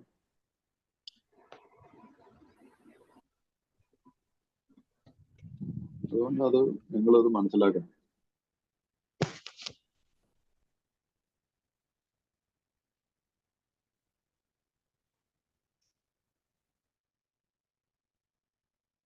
അപ്പൊ ഈ മനസ്സ് ശുദ്ധമാക്കൽ ഒരിക്കലും പൊറിച്ചിട്ടില്ല. നിങ്ങൾ അവർ സ്വയം പരിശോധന നല്ലവണ്ണം നടത്തി. പക്ഷെ എന്തോ ചില മോശം ധാരണകൾക്ക് മീതെ അവർ വീണ്ടും തൂങ്ങിപ്പിടിച്ചു വന്നു. തങ്ങളുടെ താൻ എന്ന ഭാവവും ഭയവും മാറിയിട്ടുണ്ടായിരുന്നു എന്ന് തന്നെ അവർ കരുതി. എന്നിലുള്ള ഞാനെന്ന ഭാവവും ഭയമൊക്കെ മാറിയിട്ടുണ്ടെന്ന് ഞാൻ അങ്ങോട്ട് കരുതുകയാണ്. ഒന്നും പോയിട്ടുണ്ടായിരുന്നില്ല. പക്ഷെ മറ്റൊരാളോട് തങ്ങളുടെ കഥ പറയാൻ തയ്യാറാകുന്നവരെ ഞങ്ങൾ കരുതുന്ന തരത്തിലുള്ള മതിയായ വിനയമോ നിർഭയത്വമോ സത്യസന്ധമയോ അവർ പഠിച്ചിട്ടുണ്ടായിരുന്നില്ല. പിന്നെന്താ ഇതിന്റെ പ്രയോജനം? സ്വയം നമ്മൾ തന്നെ കാര്യങ്ങൾ മനസ്സിൽ ചിന്തിച്ചു, നമ്മൾ തന്നെ മാർക്കിടുക, ഞാൻ തന്നെ തീരുമാനിച്ചു, യെസ് നോ. അങ്ങനെയല്ല. 12 പടികളും 12 പാരമ്പര്യങ്ങളാണ് അത് നമ്മുടെ ഗ്രൂപ്പിലാണെന്നുണ്ടല്ല. ഈ പടിയിൽ വെച്ചാണ് നമ്മൾക്ക് ദൈവാനുഭവം ഉണ്ടായത്. അപ്പൊ ദൈവാനുഭവം ഉണ്ടാവുന്ന ഒരു പടിയാണ് ഗ്രൂപ്പിലായിരിക്കണം. അല്ലെങ്കിൽ 12 ഇതിനകത്തുണ്ടെങ്കിൽ നമ്മൾ മുമ്പോട്ട് വായിച്ചായിരുന്നു. അല്ലെങ്കിൽ ടല്ലുണ്ട് 12 പടികളും 12 പാരമ്പര്യങ്ങളും 5ാമത്തെ പടിയിൽ എഴുതിയിട്ടുണ്ട്. ഈ പടിയിൽ വെച്ചാണ് ആദ്യമായി ഞങ്ങൾക്ക് ദൈവാനുഭവം ഉണ്ടായെന്ന് പറഞ്ഞു. അപ്പൊ ഇത് നമ്മൾ ബാഹ്യമായിട്ട് ഇങ്ങനെ പറഞ്ഞു പോയിട്ട് കാര്യമുണ്ടോ? അപ്പൊ തങ്ങളുടെ തന്നെ ബയർ ഇംഗ്ലീഷ് വായിക്കുകയാണെങ്കിൽ they took inventory, all right. മനസ്സുകൊണ്ട് ഇൻവെന്ററിക്ക് എടുത്തു. But hung on to some of the worst items in stock. ചിലർ കടലാസിൽ എഴുതിയാൽ പോലും ചിലത് സത്യസന്ധമായിട്ട് എഴുതാതെ കുറെ കാര്യങ്ങൾ ഒഴിവാക്കും. അങ്ങനെയുള്ളവരുടെ ദേ ഒൺലി തോട്ട്, ഇറ്റാലിക്സിലാണ് ചെയ്യുന്നത്, thought italics, they had lost their egoism and fear. They only again thought they had humbled themselves, but they had not learned enough of humility, fearlessness, and honesty. In the sense we find it necessary until they told someone else all their life story. All എന്നുള്ളത് ഇറ്റാലിക്സിലാണ് കൊടുത്തിരിക്കുന്നത്. Thought ഇറ്റാലിക്സിലാണ്, 2 പ്രാവശ്യം thought എന്നുള്ള italics കൊടുക്കുന്നത്. ഇവിടെ എന്താണ്? Until they told someone else all their life story. all. അതിനകത്ത് കുറച്ച് കാര്യങ്ങൾ, അവിടെ പെണ്ണു പിടിക്കാൻ പോയ കാര്യം പറഞ്ഞിട്ടുണ്ടെങ്കിൽ അത് ശരിയാവില്ല. അല്ലെങ്കിൽ ഞാൻ ഒരാളെ വഞ്ചിച്ചിട്ടുണ്ട്, ഒരാളോട് കാശ് മേടിച്ചിട്ട് ഞാൻ പറഞ്ഞു ഞാൻ കാശ് മേടിച്ചിട്ടില്ല എന്ന് പറഞ്ഞ് ഷടിച്ചു നിന്നു. അങ്ങനെ 8 9 പടികൾ വരുമ്പോ അങ്ങനെ ഒരു സ്റ്റോറിയൊക്കെ വരുന്നുണ്ട് അതിനകത്ത്. 8 9 പടിയിൽ വരുമ്പോ, 9ാമത്തെ പടിയിൽ അങ്ങനെയൊക്കെയുള്ള കഥകൾ ഒത്തിരി ഉണ്ടാവാം. അല്ലെങ്കിൽ ഏതെങ്കിലും ഒരു പെൺകുട്ടിയായിട്ട് പ്രേമബന്ധം ഉണ്ടായി, അവളെ ദുരുപയോഗം ചെയ്തു. അതിനുശേഷം നമ്മൾ വളരെ കണ്ണടച്ച് മാന്യനായിട്ട് നടന്നു. ആ കുട്ടിയുടെ ജീവിതം ചിലപ്പോ പല എന്തായാലും ഒരു നാശത്തിലേക്ക് പോയിട്ടുണ്ടാവുമല്ലോ. അപ്പൊ ഇതൊക്കെ നമുക്ക് മടിയാണ്. ഇതൊക്കെ പറഞ്ഞു കഴിഞ്ഞാൽ ഇതിന്റെ ഒന്നും ആവശ്യമില്ല, ഇതൊക്കെ എന്തും മദ്യപാനായിട്ട് എന്താണ് ബന്ധം? പിന്നെ ചില കാര്യങ്ങളുടെ ഭയത്തെ കുറിച്ച് ചിലർക്ക് എഴുതാനായിട്ട് ബുദ്ധിമുട്ടാണ്. എനിക്ക് ഭയമൊന്നുമില്ല. എന്ത് ഭയം? ഭയമായിട്ട് കിടന്നിട്ട് ഉറക്കം വരാത്ത ആളാണ്. പല കാരണങ്ങളുണ്ടാവാം. ഇത് എഴുതി തുടങ്ങുമ്പോൾ ഒരാളുടെ, അതിനാണ് നിങ്ങളുടെ സ്പോൺസർ വേണ്ടത്. ഈ സ്പോൺസറുമായിട്ട് സംസാരിച്ചു കഴിയുമ്പോൾ നിങ്ങളുടെ മുമ്പിൽ നിങ്ങൾ ഇത് എഴുതാനായിട്ട് തയ്യാറാകുമ്പോൾ, എന്റെ മുമ്പിൽ, എന്റെ അടുത്ത് ശരിക്കും ഞാനിപ്പോ എന്റെ സ്പോൺസർ എന്നോട് പറഞ്ഞപ്പോ ഞാൻ മടിച്ചു എഴുതാന്നുള്ളത്. ഞാൻ പക്ഷെ തയ്യാറായി, ഇതല്ലാതെ കാര്യം നടക്കൂല എന്ന് ഈ ബുക്ക് വായിച്ച് കേൾപ്പിച്ചു കഴിഞ്ഞപ്പോ മനസ്സിലായി. എഴുതാൻ തുടങ്ങിയപ്പോ അദ്ദേഹം എന്നോട് കൂടുതൽ കാര്യം, അദ്ദേഹത്തിന്റെ കാര്യം എന്നോട് പറഞ്ഞ് മനസ്സിലാക്കി തന്നു. ഞാൻ ഇതൊക്കെ ചെയ്തിട്ടുണ്ട്. പിന്നെ അത് കേട്ടപ്പോ തന്നെ എനിക്ക് സമാധാനമായി. എനിക്ക് പിന്നെ അദ്ദേഹത്തിന് മുമ്പിൽ പ്രത്യേകിച്ച് എന്തെങ്കിലും ഒളിച്ചു വെക്കേണ്ട കാര്യമുണ്ട്. അങ്ങനെയാണ് ഈ പ്രോഗ്രാം വർക്ക് ചെയ്യുന്നത്. കാരണം ഇവിടെ 2 വ്യക്തികൾ സത്യസന്ധമായിട്ട് പ്രവർത്തിക്കുമ്പോൾ അവിടെ ദൈവത്തിന്റെ സാന്നിധ്യമുണ്ട്. ഓരോ AM മീറ്റിംഗിലും ദൈവത്തിന്റെ സാന്നിധ്യമുണ്ട്. അത് സൂം മീറ്റിംഗ് ആയിക്കോട്ടെ, ഫിസിക്കൽ മീറ്റിംഗ് ആയിക്കോട്ടെ. ഈ മീറ്റിംഗിൽ നമ്മളെ കേൾക്കാൻ ദൈവമുണ്ടെന്ന് വിശ്വസിക്കണം. നിങ്ങൾ അങ്ങനെയൊന്ന് വിശ്വസിച്ച് ഇവിടെ സ്നേഹത്തിന്റെ ഭാവം മാത്രം വെച്ച്, ആരോടും ഒരു വിരോധം ഇല്ലാത്തൊരു ഭാവം ഉണ്ടാക്കി വെച്ച്, അത് തന്നെ വേണം. ഇപ്പൊ ഞാൻ പറയുന്നത് നിങ്ങൾക്ക് എല്ലാവർക്കും ഇഷ്ടപ്പെടണമെന്നില്ല, എങ്കിലും സഹിഷ്ണുത കാണിച്ച് എന്തെങ്കിലും ആട്ടെ, അദ്ദേഹം കുറച്ച് വർഷം പഴയ ആളല്ലോ, അല്ലെങ്കിൽ പ്രായമുള്ള ഒരാളെ എങ്ങനെ എന്തെങ്കിലും പറഞ്ഞിട്ട് പോയിക്കോട്ടെ എന്നുള്ള രീതിയിൽ ഒരു ഭാവം വെച്ച് ആ സമയത്ത് ഉള്ളിൽ ചീത്ത പറഞ്ഞുകൊണ്ടിരുന്നാലോ, ഇയാൾക്ക് വേറെ പണിയൊന്നുമില്ല, കിട്ടച്ച് പോയിക്കൂടെ, മനുഷ്യനെ മെനക്കെടുത്താന്ന് വേണമെങ്കിൽ അങ്ങനെ വിചാരിക്കാം. ഞാൻ അങ്ങനെയൊക്കെ വിചാരിച്ചിട്ടുണ്ട്. അതുകൊണ്ട് പറയുന്നതാണ്. ഇതൊക്കെ മദ്യപാനികളുടെ ജീവിതത്തിലുള്ള ചിന്തകളൊക്കെ വരാം. അപ്പൊ അങ്ങനെയുള്ളടത്ത് സ്നേഹവും സഹിഷ്ണുതയും ഇല്ല. അപ്പൊ ഇവിടെ നമ്മൾ ഈ കാര്യം നമ്മൾ മനസ്സിലാക്കണം. അതുകൊണ്ട് ഞങ്ങളുടെ എല്ലാ കഥകളും ഇവിടെ തങ്ങളുടെ കഥ പറയാൻ തയ്യാറാകുന്നവരെ നൽകണം.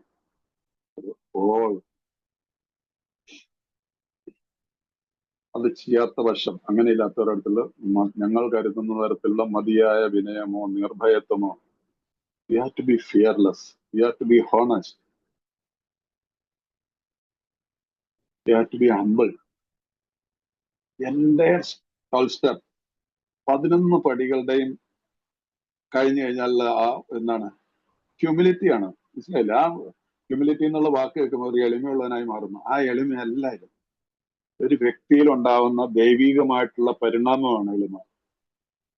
എളിമയുള്ളവർക്ക് സ്നേഹമുണ്ട്, സ്നേഹമുള്ളവർക്ക് സഹിഷ്ണുതയുണ്ട്, സഹിഷ്ണുതയുള്ളവർക്ക് ഭക്തിയുണ്ട്, ഭക്തിയുള്ളവർക്ക് വിശ്വാസമുണ്ട്. ഇതെല്ലാം ഒരു ചരടിൽ പുറത്തിയെടുക്കുന്ന മുത്തുകളായിട്ട് നമുക്ക് മനസ്സിലാക്കാൻ പറ്റും. ആ വ്യക്തിയാണ് 12ാമത്തെ പടിയിൽ having had a spiritual awakening as the result of the steps. ഈ പടികളിൽ നിന്ന് കിട്ടിയ പ്രചോദനത്തിന്റെ ഫലം. പ്രചോദനം എന്നുള്ള വാക്ക്, മലയാളത്തിലുള്ള വാക്ക് വളരെ താഴ്ന്ന നിലയിലുള്ള വാക്ക്. അതിനേക്കാളും വലിയ വാക്ക് വല്ലതും ഉണ്ട് ഈ മലയാളത്തിലോ ഉണ്ടോ എന്ന് എനിക്ക് അറിയത്തില്ല. സ്പിരിച്വൽ അവേക്കനിങ്, ആത്മീയമായിട്ടുള്ള ഉണർവ് എനിക്കറിയത്തില്ല. ആരെങ്കിലും മലയാളത്തിൽ എക്സ്പെർട്ട് ആയിട്ടുള്ളവരുണ്ടെങ്കിൽ കണക്കും. പക്ഷെ ഏതായാലും ഇത്ര മനസ്സിലായല്ലോ. വളരെ ഉന്നതമായിട്ടുള്ള തലത്തിലേക്കാണ് നമ്മൾ ഈ പ്രോഗ്രാം കൊണ്ടുപോകുന്നത്. അപ്പൊ അതിന് ഏറ്റവും ഇമ്പോർട്ടന്റ് ആയിട്ടുള്ള 2 പടികളാണ് ഈ 4 5 പടികൾ. ഇവിടെ ഞാൻ വിനയാന്യതനായിട്ട് മാറുന്നു. യുദ്ധം ഇല്ല.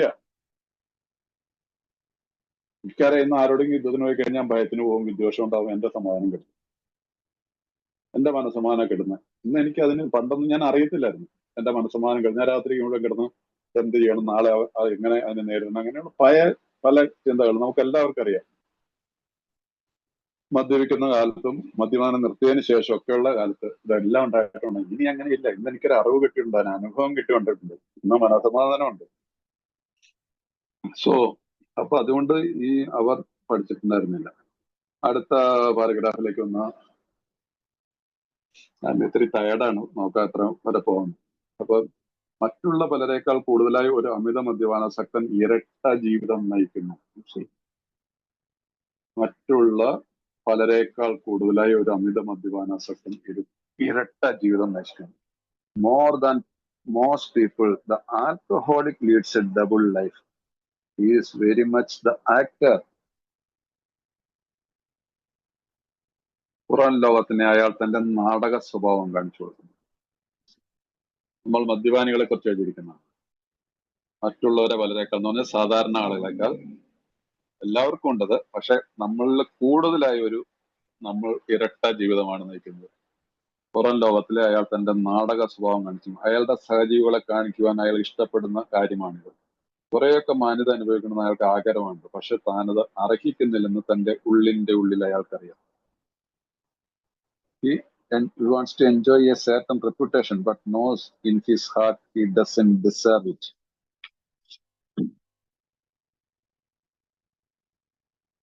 അപ്പൊ ഇത് ശരിയായിട്ടുള്ള സത്യസന്ധതയുള്ള ഒന്നൊരു മനുഷ്യൻ ഈ പ്രോഗ്രാമൊക്കെ ഈ 4-5 പടികളൊക്കെ ഒന്നുണ്ട്.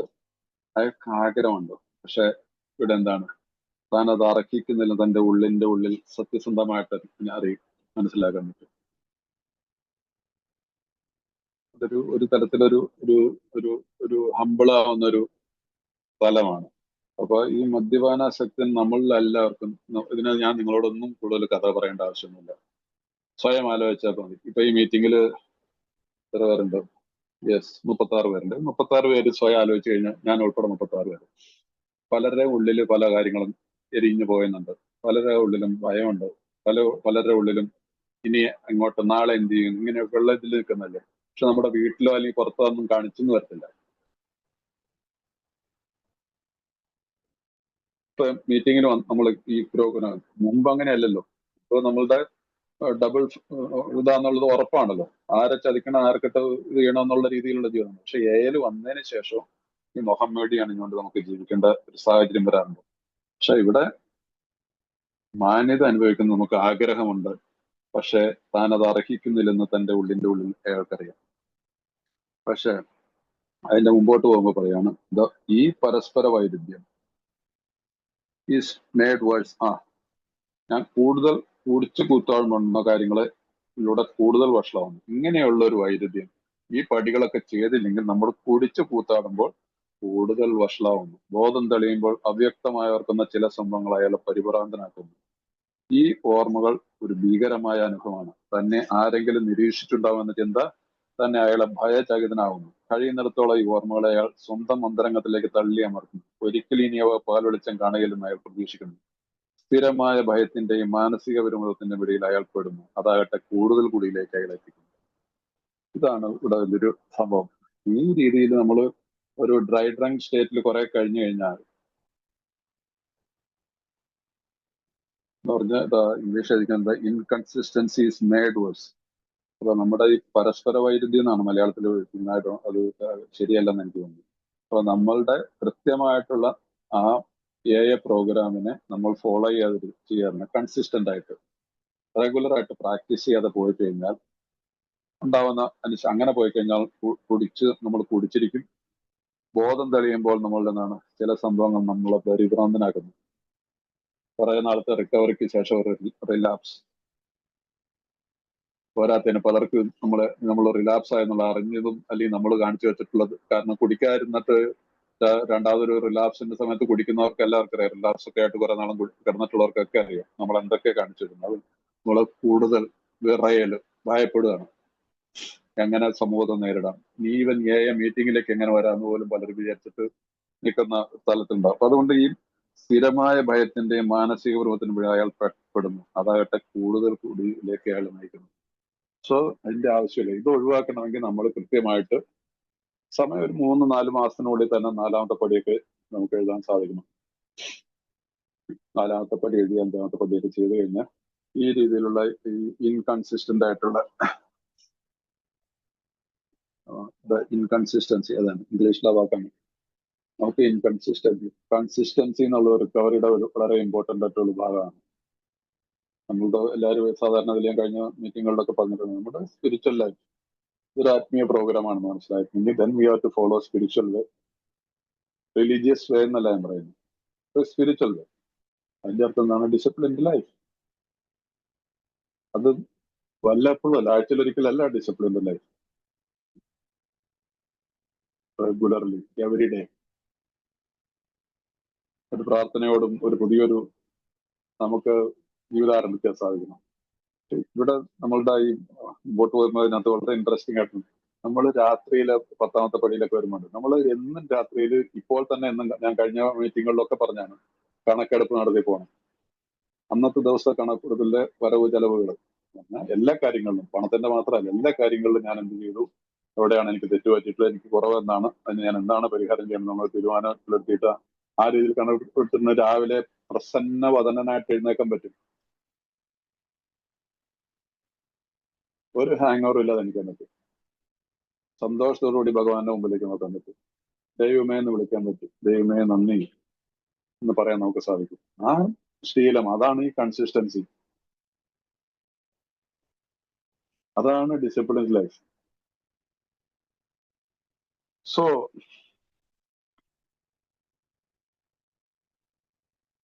അപ്പൊ അതുകൊണ്ട് ഈ ഭയത്തിന്റെ മാനസികമായ പെരുമാറ്റത്തിന്റെ പിടിയിൽ നിന്ന് അയാൾ പെടുന്നു. അതാകട്ടെ കൂടുതൽ കുടിയിലേക്ക് അയാൾ എത്തിക്കുന്നു.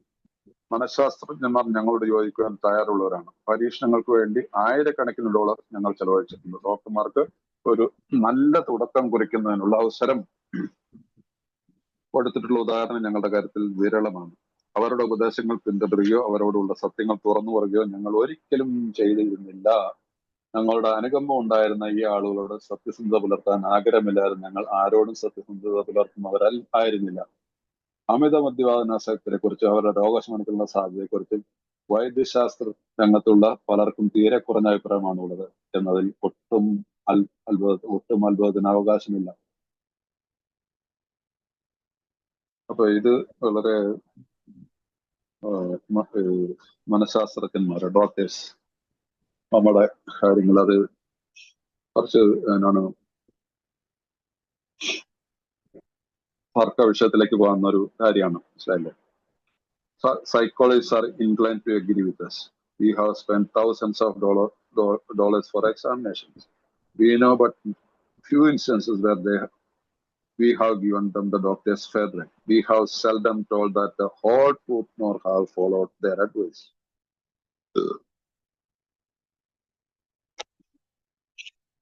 പക്ഷെ പലരും ഇന്നും മെഡിക്കൽ സയൻസിനെ ഒരു ഷീൽഡായിട്ട്, ഒരു കവചമായിട്ട് ഉപയോഗിക്കുന്നു എന്നുള്ളതാണ് ഏറ്റവും വലിയ വശം. അത് ഡോക്ടേഴ്സും അതിനെ ദുരുപയോഗം ചെയ്യുന്നതാണ്. അങ്ങനെയുള്ള പണമുള്ള ആളുകളെ ഇന്നും ദുരുപയോഗം ചെയ്തു പോവാണ്. ഈ മെഡിക്കൽ സയൻസിന് ഇതിന് സാധിക്കുമോ എന്നായിരുന്നെങ്കിൽ ഇതിന്റെ ആവശ്യമില്ല. 1939 ബുക്ക് പബ്ലിഷ് ചെയ്യുന്നതിനും ഏതാനും ഒരു വർഷം മുമ്പ് എല്ലാവർക്കും ഡോക്ടേഴ്സ് ഒപ്പീനിയനിൽ ഡോക്ടർ സിൽക്വർത്ത് എഴുതുന്നു. അദ്ദേഹം എഴുതിയ വളരെ കൃത്യമായിട്ടുള്ള ഒന്നാണ്. ഞങ്ങൾക്ക് ഡോക്ടേഴ്സിന് ഇതിന് മനസ്സിലായില്ല പ്രശ്നം എന്താന്നുള്ളത്.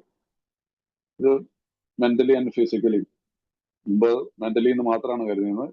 ഡോക്ടർ സിൽക്വർത്ത് ആണ് അത് ഇത് ശാരീരികമായിട്ടും ബാധിക്കുന്ന രോഗമാണെന്ന് പറയുന്നത്. ഇതിനുള്ള പരിഹാരം എന്ന് പറഞ്ഞിട്ടുണ്ടെങ്കിൽ that is alcoholics need A moral psychology, admitting the truth, സത്യത്തെ അംഗീകരിക്കുക. ഡോക്ടേഴ്സ് പറയുന്ന രീതിയിൽ എല്ലാം പറഞ്ഞു, നിന്റെ ജീവിതം പോകും, നിന്റെ ലിവർ പോകും, നിനക്ക് അത് പോകും, നിന്റെ സമ്പത്തും പോകും, എല്ലാം പോയി കഴിഞ്ഞതിന് ശേഷം മദ്യപാനികൾ പറഞ്ഞോ ഇനിയും സമയമുണ്ട്, എനിക്ക് സാറ് പറഞ്ഞാൽ സാറ് എന്തെങ്കിലും ഗുളിക എഴുതി തരാൻ പറ്റും, 1 മാസം ഞാനിവിടെ കിടന്നിട്ട് എന്നെ പുറത്ത് വിട്ടാൽ ഞാൻ അപ്പോഴത്തേക്ക് ശരിയായിക്കോളി പറയും. പിന്നെ ഇറങ്ങി അതിന്റെ പിറ്റേ ദിവസം തന്നെ അടിക്കും. ഇന്നും അത് സംഭവിച്ചുകൊണ്ടിരിക്കുക, ഇന്നും അത് സംഭവിച്ചുകൊണ്ടിരിക്കുക.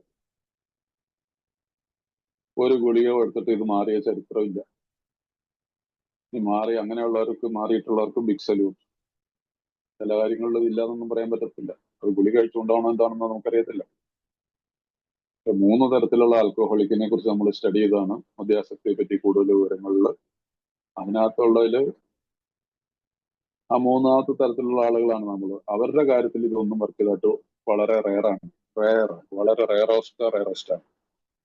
പക്ഷെ ഇന്നും ഡോക്ടേഴ്സ് അവകാശപ്പെടുന്നില്ല. അവര് കുറെ ടെക്നിക്കൽ പേരുകളും ചില ഇതൊക്കെ ഇട്ടുകൊണ്ട്, പിന്നെ എന്താ ചെയ്യാ, ആളുകൾ വീട്ടുകാർ സഹകരിക്കുന്നപ്പോ സാമ്പത്തികമായിട്ടും പിന്നെ പോലെ തന്നെ റിഹാബുകളും ഒരു എന്താണ് പറഞ്ഞ ഒരു സുഖവാസ കേന്ദ്രമായിട്ട് മാറിയിട്ടുണ്ട്.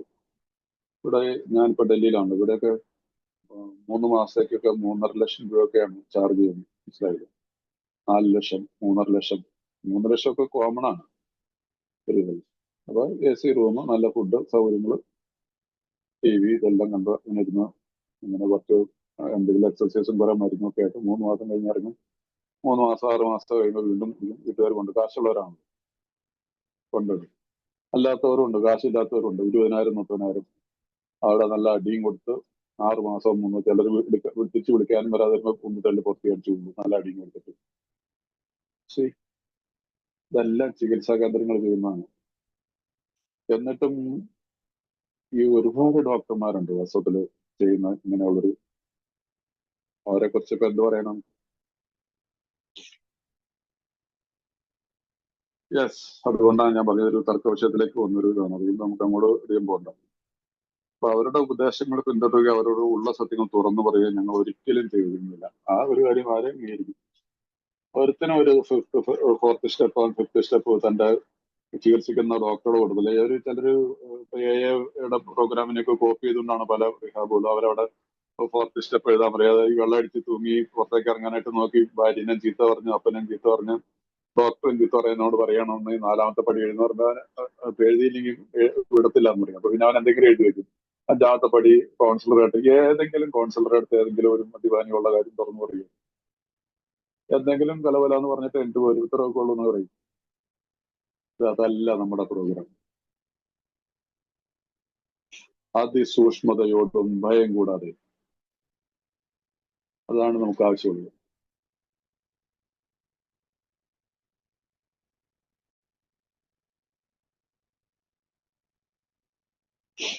അല്ലാതെ നമ്മൾ എന്തെങ്കിലും കാണിച്ചിട്ട് വല്ല കാര്യമുണ്ടോ?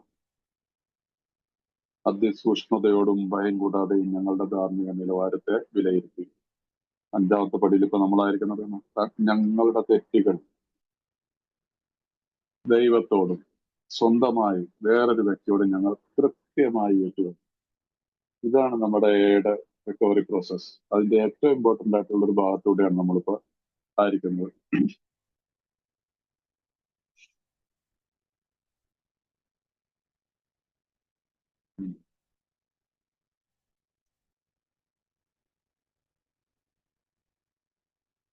ഞങ്ങളുടെ അനുകമ്പം ഉണ്ടായിരുന്ന ഈ ആളുകളോട് സത്യസന്ധത പുലർത്താൻ ആഗ്രഹമില്ലായിരുന്നു. ഞങ്ങൾ ആരോടും സത്യസന്ധത പുലർത്തുന്നവരായിരുന്നില്ല. ഞങ്ങളുടെ അനുകമ്പം ഉണ്ടായിരുന്ന ഈ ആളുകളോട് സത്യസന്ധത പുലർത്താൻ ആഗ്രഹമില്ലായിരുന്നു. ഞങ്ങൾ ആരോടും സത്യസന്ധത പുലർത്തുന്നവരായിരുന്നില്ല. വായിച്ചു കഴിഞ്ഞാൽ ഇത്തിരി കോംപ്ലിക്കേറ്റഡ് അല്ലേ? അപ്പൊ നമ്മളോട് ഈ ഡോക്ടേഴ്സിന് അനുകമ്പമുണ്ട്, കൗൺസിലേഴ്സിനൊക്കെ ഉണ്ട്. പക്ഷെ അവരോട് സത്യസന്ധത പുലർത്താൻ നമുക്കൊരിക്കലും ആഗ്രഹമില്ല. അങ്ങനെയുള്ളായിരുന്നവർ നമുക്ക് ആരോടും സത്യസന്ധത പുലർത്താൻ സാധിക്കുകയില്ല.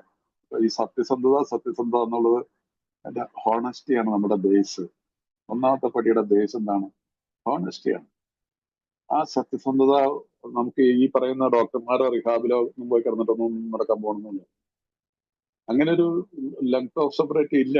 വളരെ റെയർ ആയിട്ടാണ് കണ്ടിട്ടുള്ളത് റിഹാബിൽ പോയിട്ട് ഒക്കെ റിക്കവറിയിൽ വന്നതിന് ശേഷം. പക്ഷെ റിഹാബിൽ പോയിട്ട് അവർക്ക് മെസ്സേജ് കിട്ടിയിട്ട് തിരിച്ചേല് വന്നിട്ട് റെഗുലറായിട്ട് മീറ്റിംഗ് വന്നിട്ട് റിക്കവറിയിലുള്ള ഒരുപാട് ആളുകൾ എനിക്കറിയാം. അവരെല്ലാം പറയുന്നത് ഓക്കെ, ശരീരത്തിൽ നിന്നുള്ള വിടുതൽ അവർ മാറ്റി തന്നു. പക്ഷെ എനിക്ക് റിക്കവറി വന്നത് ഞാൻ AL പ്രോഗ്രാം വന്നിട്ട് ഇങ്ങനെ പടികൾ പ്രാക്ടീസ് ചെയ്തതിനു ശേഷമാണ്. റിഹാബിൽ വെച്ചിട്ടും 4ാമത്തെ പടി 5ാമത്തെ പടിയൊക്കെ എഴുതിച്ചെന്ന് പറയും. അതൊന്നും ഞാൻ ചുമ്മാ പേരിന് എഴുതിയതെന്ന് പറയും. സത്യസന്ധമായിട്ട് എഴുതിയത് എയിൽ വന്നതിന് ശേഷമാണ്. ആ ഒരു അനുഭവം കേൾക്കാൻ പറ്റും. അതുകൊണ്ട് റിഹാബുകളെ നമുക്ക് പൂർണ്ണമായിട്ട് എഴുതി തള്ളാനൊന്നും പറ്റുമൊന്നുമില്ല. അദ്ദേഹത്തിന്റെ ശരീരത്തിൽ നിന്നായാലും വിടുതൽ മാറ്റി കൊടുക്കാൻ പറ്റും. അവർക്കൊരു മെസ്സേജും കൊടുക്കും. നിങ്ങൾ പുറത്തിറങ്ങി കഴിഞ്ഞാൽ സാധാരണ ഒരു ഇതുള്ള റിഹാബ്, ചില റിഹാബുകൾ പോരെന്നും പറയും. നമ്മുടെ നാട്ടിലുള്ള റിഹാബുകൾ, നമ്മുടെ കോട്ടയത്തൊക്കെ ഉള്ള ചില റിഹാബുകൾ, പാലയിലൊക്കെ ഉള്ള, പാലയിൽ എനിക്കറിയത്തില്ല, കോട്ടയത്തുള്ള 1-2 റിഹാബുകൾ എനിക്കറിയാം. അവർ പറയും നിങ്ങളെ മീറ്റിംഗിലേക്ക് പോയേക്കരുതെന്ന്. എന്നാ അവർ പറയും പോയിട്ട് നീയും കൂടുതലോ പ്രശ്നങ്ങളിലേക്ക് പോകുള്ളെന്ന് പറയും. സോ അത് അങ്ങനെ ഒരു കഥയുണ്ട്. അതങ്ങനെ കിടക്കട്ടെ. അപ്പൊ അതുകൊണ്ട് നമുക്ക് ഈ ഒരു കാര്യമുള്ളൂ. സത്യം ആർക്കോ കോട്ടുവ വരുന്നുണ്ട്. ഞാൻ മ്യൂട്ട് ചെയ്തോളാം. സാർ പറഞ്ഞു. സോ അതുകൊണ്ട് നമുക്ക് ഇതിനകത്ത് വലിയ തർക്ക വിതർക്കങ്ങളിലേക്ക് പോകാതിരിക്കാം. എനിക്ക് എന്താണ് വേണ്ടെന്നുള്ള അവരൊരു തീരുമാനിക്കും. നമുക്ക് ഈ ലോകത്തെ ഒന്നും എല്ലാവർക്കും ഒന്നും സഹായിക്കാം, തിരുത്താനും നമുക്ക് സാധിക്കത്തില്ല. നമ്മൾ പ്രാർത്ഥിക്കുന്നതല്ലേ എനിക്കെന്ത് മാറ്റാൻ പറ്റും എന്നുള്ളതിനെ അതിനാണ് ഞാൻ വർക്ക് ചെയ്യേണ്ടത്. അത് ആ കറേജ് ഈ ആൽക്കഹോളിക്സ് അനോണിമസ് നമുക്ക് വരും. പക്ഷെ കുറച്ച് ഫാക്ടുകൾ ഞാൻ ഇങ്ങനെ എന്റെ അനുഭവത്തിന്റെ ഇതിൽ പറഞ്ഞതേ നിങ്ങൾക്ക് അത് അഡ്മിറ്റ് ചെയ്യാൻ പറ്റുന്നവർക്ക് അഡ്മിറ്റ് ചെയ്യാം. അപ്പൊ അതുകൊണ്ട് ഈ ലോകത്ത് സന്തോഷത്തോടെ ദീർഘകാലം ജീവിക്കണമെന്നുണ്ടെങ്കിൽ ഞങ്ങൾ പൂർണ്ണമായും സത്യസന്ധരായിക്കൊണ്ട് എഗെയിൻ ആൻഡ് എഗെയിൻ, 1ാമത്തെ പടി മുതൽ നമ്മളോട് പറയുന്നത് you have to be honest. സ്വാഭാവികമായും ഞങ്ങളുടെ ശരിയായും ഞങ്ങളുടെ പ്രിയങ്കരവും തികച്ചും സ്വകാര്യമായ പടി അനുഷ്ഠിക്കേണ്ട ആളെയോ ആളുകളെയോ തിരഞ്ഞെടുക്കുന്നതിന് മുമ്പ് ഞങ്ങൾ വളരെയേറെ ആലോചിക്കുന്നു. കുമ്പസാരവും മറ്റും അനുശാസിക്കുന്ന മതവാദത്തിൽപ്പെട്ട ആളുകളാണെങ്കിൽ മതവാദത്തിൽപ്പെട്ട ഞങ്ങളുടെ കൂട്ടത്തിലെ ആളുകൾ അപ്രകാരം കുമ്പസാരം സ്വീകരിക്കുന്നതിന് ശരിയാമണ്ണം ചുമതലപ്പെട്ടിരുന്ന അധികാരിയുടെ അടുത്തിലേക്ക് പോകാൻ ആഗ്രഹിക്കുന്നു. ഞങ്ങൾക്ക് മതപരമായ യാതൊരു ബന്ധങ്ങളും ഇല്ലെങ്കിലും സുസ്ഥാപിതമായ ഒരു മതം നിയോഗിച്ചിട്ടുള്ള ആരുടെയെങ്കിലും അടുത്ത് ഞാൻ സംസാരിക്കുന്നത് ഞങ്ങളെ സംബന്ധിച്ചോളം നല്ല കാര്യമായിരിക്കും. അപ്രകാരമുള്ള ഒരാൾ ഞങ്ങളുടെ പ്രശ്നങ്ങൾ കാണാനും മനസ്സിലാക്കാനും പെട്ടെന്ന് കഴിവുള്ള ഒരാളെന്ന് മിക്കപ്പോഴും മനസ്സിലാക്കാവുന്നേ ഉള്ളൂ. ചിലപ്പോഴൊക്കെ അമിത മദ്യാസക്തരെ സംബന്ധിച്ച് മനസ്സിലാക്കാൻ പറ്റാത്ത ആളുകളുമായും കണ്ടുമുട്ടാൻ തീർച്ചയായും നിങ്ങൾക്ക് ഇടയാറാറുണ്ട്. അപ്പൊ ഇവിടെ ഈ നമ്മൾ നല്ലൊരു 4ാമത്തെ പടി എഴുതിയതിനു ശേഷം കാരണം അതിനകത്താണ് പറയുന്നത് ഈ ലോകത്ത് നമുക്ക് ജീവിച്ചിരിക്കണമെങ്കിൽ സത്യസന്ധമാണ്. ആ സത്യസന്ധത എന്നാണ് ഭയം കൂടാതെ അതിസൂക്ഷ്മതയും കൂടിയിട്ടുള്ള നമ്മുടെ 4th സ്റ്റെപ്പാണ്. ആ 4th സ്റ്റെപ്പ് ചെയ്ത് കഴിഞ്ഞാൽ നമുക്ക് 5ാമത്തെ പടിയിൽ എങ്ങനെയൊക്കെ അതിനുള്ളൊരു 1-2 ഓപ്ഷൻസ് പറയുന്നുണ്ട്. അതുകൊണ്ടാണ് ഏതെങ്കിലും മതവിഭാഗത്തിൽപ്പെട്ടത് ക്രിസ്ത്യൻസിനെ സംബന്ധിച്ചുള്ളവർക്ക് കുമ്പസാരം എന്നുള്ളൊരു സംഭവമാണ്. ഞാനൊക്കെ കുമ്പസാരിച്ചിരിക്കുന്നു പറഞ്ഞാൽ ഞാനും കുമ്പസാരിക്കും. എന്ന് കുമ്പസാരിക്കണം എന്നുള്ളൊരു മാൻഡാറ്ററിയാണ്. എല്ലാ വർഷവും കുമ്പസാരിച്ചിട്ടുണ്ടാവില്ല എന്ന് തോന്നുന്നു, എന്നാലും കുമ്പസാരിക്കണം. അപ്പൊ ആ കുമ്പസാരത്തിന് എന്താ കളവ് പറഞ്ഞിട്ടുണ്ടോ, നുണ പറഞ്ഞിട്ടുണ്ടായിരിക്കും, അത് പറഞ്ഞിട്ട് ഒരു 3 മിനിറ്റിൽ അച്ഛൻ്റെ മുമ്പിൽ പോയിരുന്നു മൂട്ടി കുത്തിയിരുന്നത്. കത്തോലിക്കർക്കാണെങ്കിൽ ഒരു കുമ്പസാരക്കൂട്ടിൽ അച്ഛൻ ഇരിക്കണം, പുറത്ത് ഇരുന്നിട്ട് ചെവിയില് പറഞ്ഞുകൊണ്ടിരിക്കുന്നത്. അങ്ങനെയാണ് ഞാൻ കത്തോലിക്കലല്ല, മറ്റേ ഓർത്തഡോക്സ് ഇതിനകത്ത് പോകുന്നത്. അപ്പൊ ഞങ്ങൾക്ക് നേരിട്ട് അച്ഛൻ്റെ മുഖത്തോട് നോക്കി പറഞ്ഞു തറയിൽ മുട്ടുകുത്തിയിരുന്നത്. എന്ത് വെറും പ്രശ്നമല്ലേ, എന്തെങ്കിലും ഇതാണ്. അപ്പൊ നമുക്ക് ഇവിടെ അങ്ങനെയുള്ള ഒരു ഉൾക്കൊള്ളുന്ന നമുക്ക് ചില മതത്തില്, എല്ലാ മതത്തിലും കുറച്ച് നമുക്ക് ചില വ്യക്തികളെ വ്യത്യസ്തരായിട്ടുള്ള ചില പുരോഹിത വർഗത്തെ കാണാൻ പറ്റും. അവരുമായിട്ട് നമുക്കൊരു ബന്ധമുണ്ടെങ്കിൽ നമുക്ക് അവരോട് പറയാം ഞാനിങ്ങനെ ഒരു കാര്യം ചെയ്യുന്നുണ്ട് ഈ പടിയുടെ, അത് നമ്മുടെ അദ്ദേഹത്തിൽ നിന്ന് പുറത്തു പോകില്ല എന്ന് നമുക്കൊരു വിശ്വാസമുള്ള ആളാണെങ്കിൽ തീർച്ചയായിട്ടും അങ്ങനെയുള്ളവരെ സമീപിക്കുക. അത് ഏത് മതത്തിലാണെങ്കിലും, ഹിന്ദു മതത്തിലാണെങ്കിലും നമുക്ക് അങ്ങനെയുള്ള ആളുകളെ കാണാൻ കഴിയും. ഞാൻ പറഞ്ഞല്ലോ 4th സ്റ്റെപ്പ് എഴുതി കഴിയുമ്പോൾ നിങ്ങൾക്ക് 5ാമത്തെ പടി ചെയ്യാനുള്ള ആള് നിങ്ങളുടെ മുമ്പിൽ ഉണ്ടായിരിക്കും. അത് ഏത് മതത്തിൽ, ഇസ്ലാമിലുള്ളവരാണെങ്കിലും നല്ല നല്ല മൗലവിമാരും ഉസ്താദുമാരൊക്കെ ഇല്ലേ, ശരിക്കും ചിലർക്ക് ഈ പ്രോഗ്രാമിനെ കുറിച്ച് പോലും അറിവുണ്ടായിരിക്കും. അല്ലെങ്കിൽ ഈ ബുക്ക് ഒന്ന് കൊടുത്തിട്ട് ഇതിന്റെ 4-5 പടിയുടെ ഭാവം ഒന്ന് വായിച്ച് മനസ്സിലാക്കി പറഞ്ഞാൽ അവർക്ക് സന്തോഷമായിരിക്കുള്ളൂ. നമ്മൾ മിക്കവാറും കാര്യങ്ങളിൽ ഇന്നത്തെ അതൊക്കെ ഈ ബുക്ക് എഴുതുമ്പോൾ ഉള്ളൊരു 100 പേരുള്ളൊരു കാലത്ത് എഴുതിയ ഒരു സംഭവം എന്നത് ഓർക്കണം. അന്ന് ഈ 100 പേരേ ഉള്ളൂ.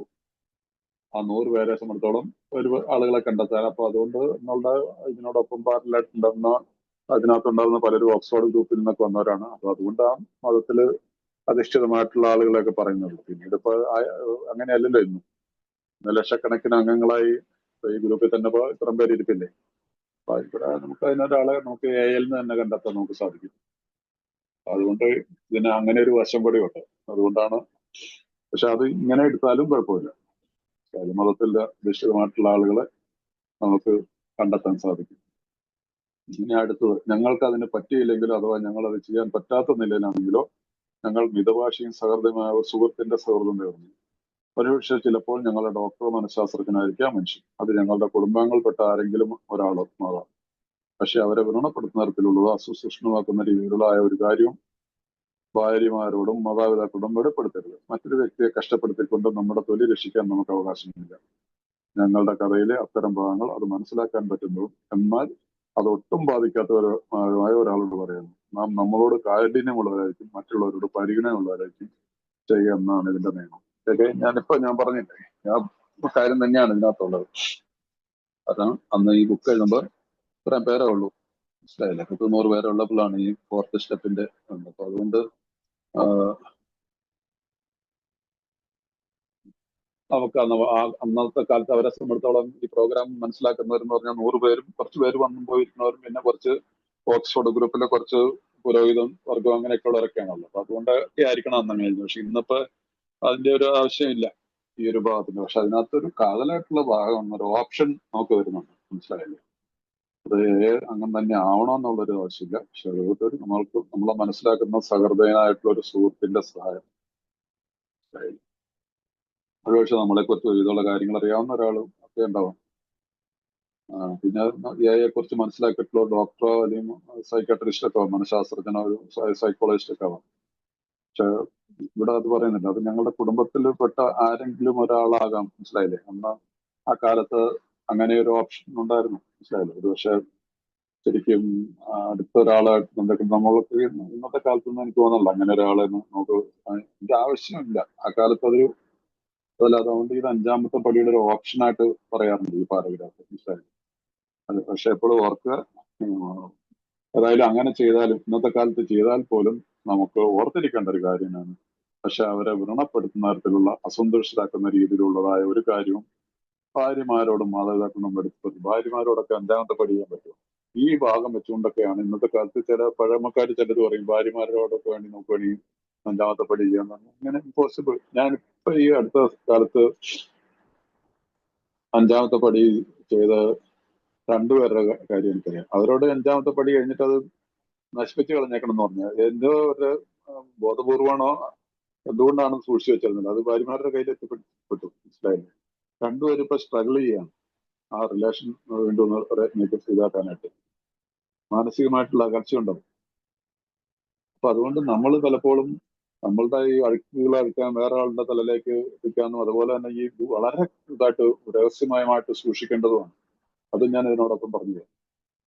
നിങ്ങളുടെ 4ാമത്തെ പടി നിങ്ങളുടെ കയ്യിൽ ഉറപ്പായിട്ടും നിങ്ങളുടെ ലോക്ക് ആൻഡ് കീയിൽ തന്നെയായിരിക്കണം. ഒരിക്കലും കെയർലെസ് ആയിട്ട് ഇത് എഴുതിയിരുത്തത്. അതുപോലെ നമ്മൾ പറയുന്ന ആളോട് അവർക്ക് അത് വേദന ഉണ്ടാക്കുന്നതിന് നമ്മൾ ആ കാര്യം പറയാൻ പാടുണ്ടോ? നമ്മുടെ വിഷമം ഇറക്കാനും അയാളുടെ വിഷമിപ്പിച്ചിട്ട് എന്ത് കാര്യമുള്ള? നമ്മുടെ അടുത്ത സുഹൃത്താണ്. അദ്ദേഹത്തിന്റെ ഏതെങ്കിലും ബന്ധപ്പെട്ടുള്ള ഒരു വ്യക്തിയെ ഞാൻ എന്തെങ്കിലും ദുരുപയോഗം ചെയ്തതിനെ കുറിച്ച് അയാളോട് പറയുമ്പോൾ അയാൾക്ക് വേദന ഉണ്ടാകത്തില്ല. അപ്പൊ അതുകൊണ്ട് എന്റെ ഭാരം ഇറക്കാനായിട്ട് വേറൊരു തലയിലേക്ക് ഇതൊന്നും ചെയ്തത്. അപ്പൊ അതുകൊണ്ട് ആ കാലത്തുള്ള ഒരു കാര്യമായിട്ട് ഇതിനെ കാണുക. പക്ഷെ ഇത് ഇന്നത്തെ കാലത്തും അത് റിലവന്റ് ആണ്. മറ്റൊരു വ്യക്തിയെ കഷ്ടപ്പെടുത്തിക്കൊണ്ട് നമ്മുടെ തൊഴിൽ രക്ഷിക്കാൻ നമുക്ക് ആവശ്യമില്ല. ഞങ്ങളുടെ കഥയിലെ അത്തരം ഭാഗങ്ങൾ അത് മനസ്സിലാക്കാൻ പറ്റുന്നു. എന്നാൽ അത് ഒട്ടും ബാധിക്കാത്ത ഒരാളോട് പറയുന്നു. നാം നമ്മളോട് കാഠിന്യമുള്ളവരായിരിക്കും മറ്റുള്ളവർ പരിഗണനയുള്ളവരായിരിക്കും ചെയ്യുക എന്നാണ് നിയമം. നാം നമ്മളോട് കാഠിന്യമുള്ളവരായിരിക്കും മറ്റുള്ളവരോട് പരിഗണനയുള്ളവരായിരിക്കും. അത് yes, the rule is we must be hard on ourselves but always considerate to others. അത് അതിനകത്തൊരു കാര്യം 20ാമത്തെ പേജിലത് ആയിട്ടുണ്ടോ?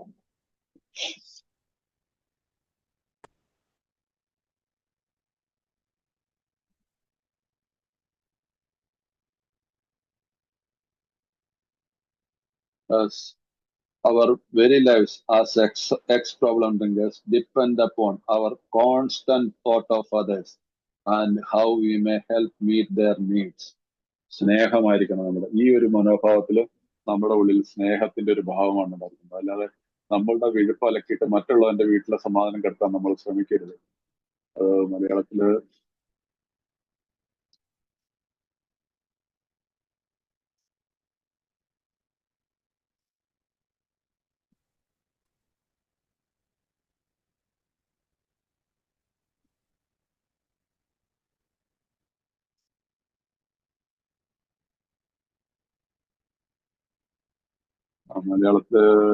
തന്നിട്ടുണ്ട്. ഏതായാലും എനിക്കത് മനസ്സിലാക്കാവുന്ന ഒരു സിമ്പിൾ ഇംഗ്ലീഷ് ആണല്ലോ, ഒരു സിമ്പിൾ ഇംഗ്ലീഷ് ആണല്ലോ.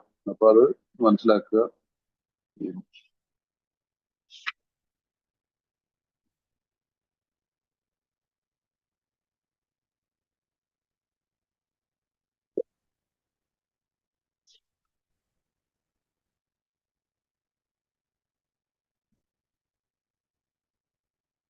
Yes, the rule is we must be hard on ourselves, but always considerate of others. മറ്റുള്ളവരെ നമ്മൾ കരുതുന്നുള്ളവരായിരിക്കും.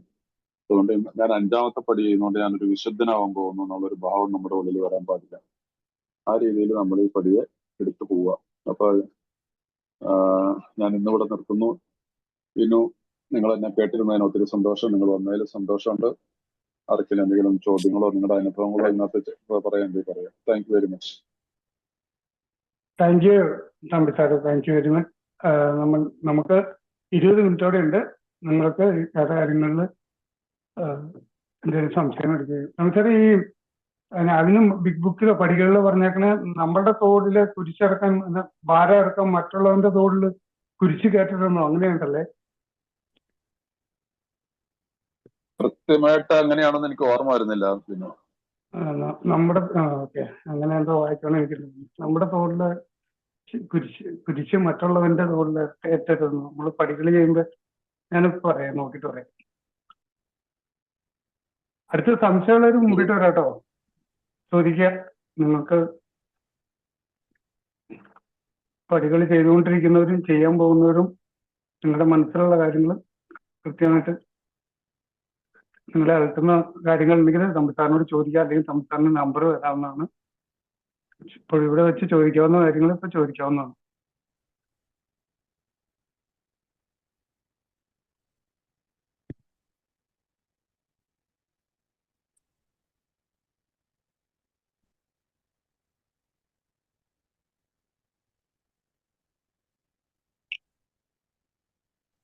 ആർക്കും സംശയങ്ങളൊന്നുമില്ല.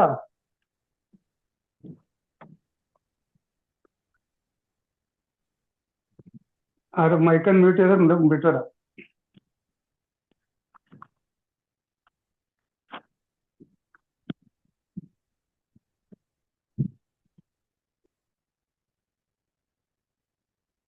Thank you sir. ഞാൻ ചോദിക്കാം. ഞാൻ എന്തായാലും 40 കൂട്ടായ്മ സഹത്തിൽ എന്നെ സമർപ്പിച്ചിട്ടുള്ള എന്റെ പേര് ഷിബു. നമ്മൾ 1939 നമ്മൾ ഈ ബുക്ക് എഴുതിയത്. അപ്പൊ അന്നത്തെ ഒരു സാഹചര്യം വെച്ചിട്ടാണല്ലോ ഈ ഭാര്യമാരോടും അവരോടും, അല്ലെങ്കിൽ അങ്ങനെ പറയണോ, ഭാര്യമാരോടെന്നുള്ള ഒരു അവിടെ വന്നത് അതുകൊണ്ടല്ലേ? ഒരുപക്ഷെ അതിന് സോസ്പോർട്ട് ഗ്രൂപ്പിന്റെ ഒരു ഇൻഫ്ലുവൻസും കാണുമായിരിക്കും. കാരണം അന്ന് അവര് അങ്ങനെയാണല്ലോ ഷെയർ ചെയ്തുകൊണ്ടിരുന്നത്.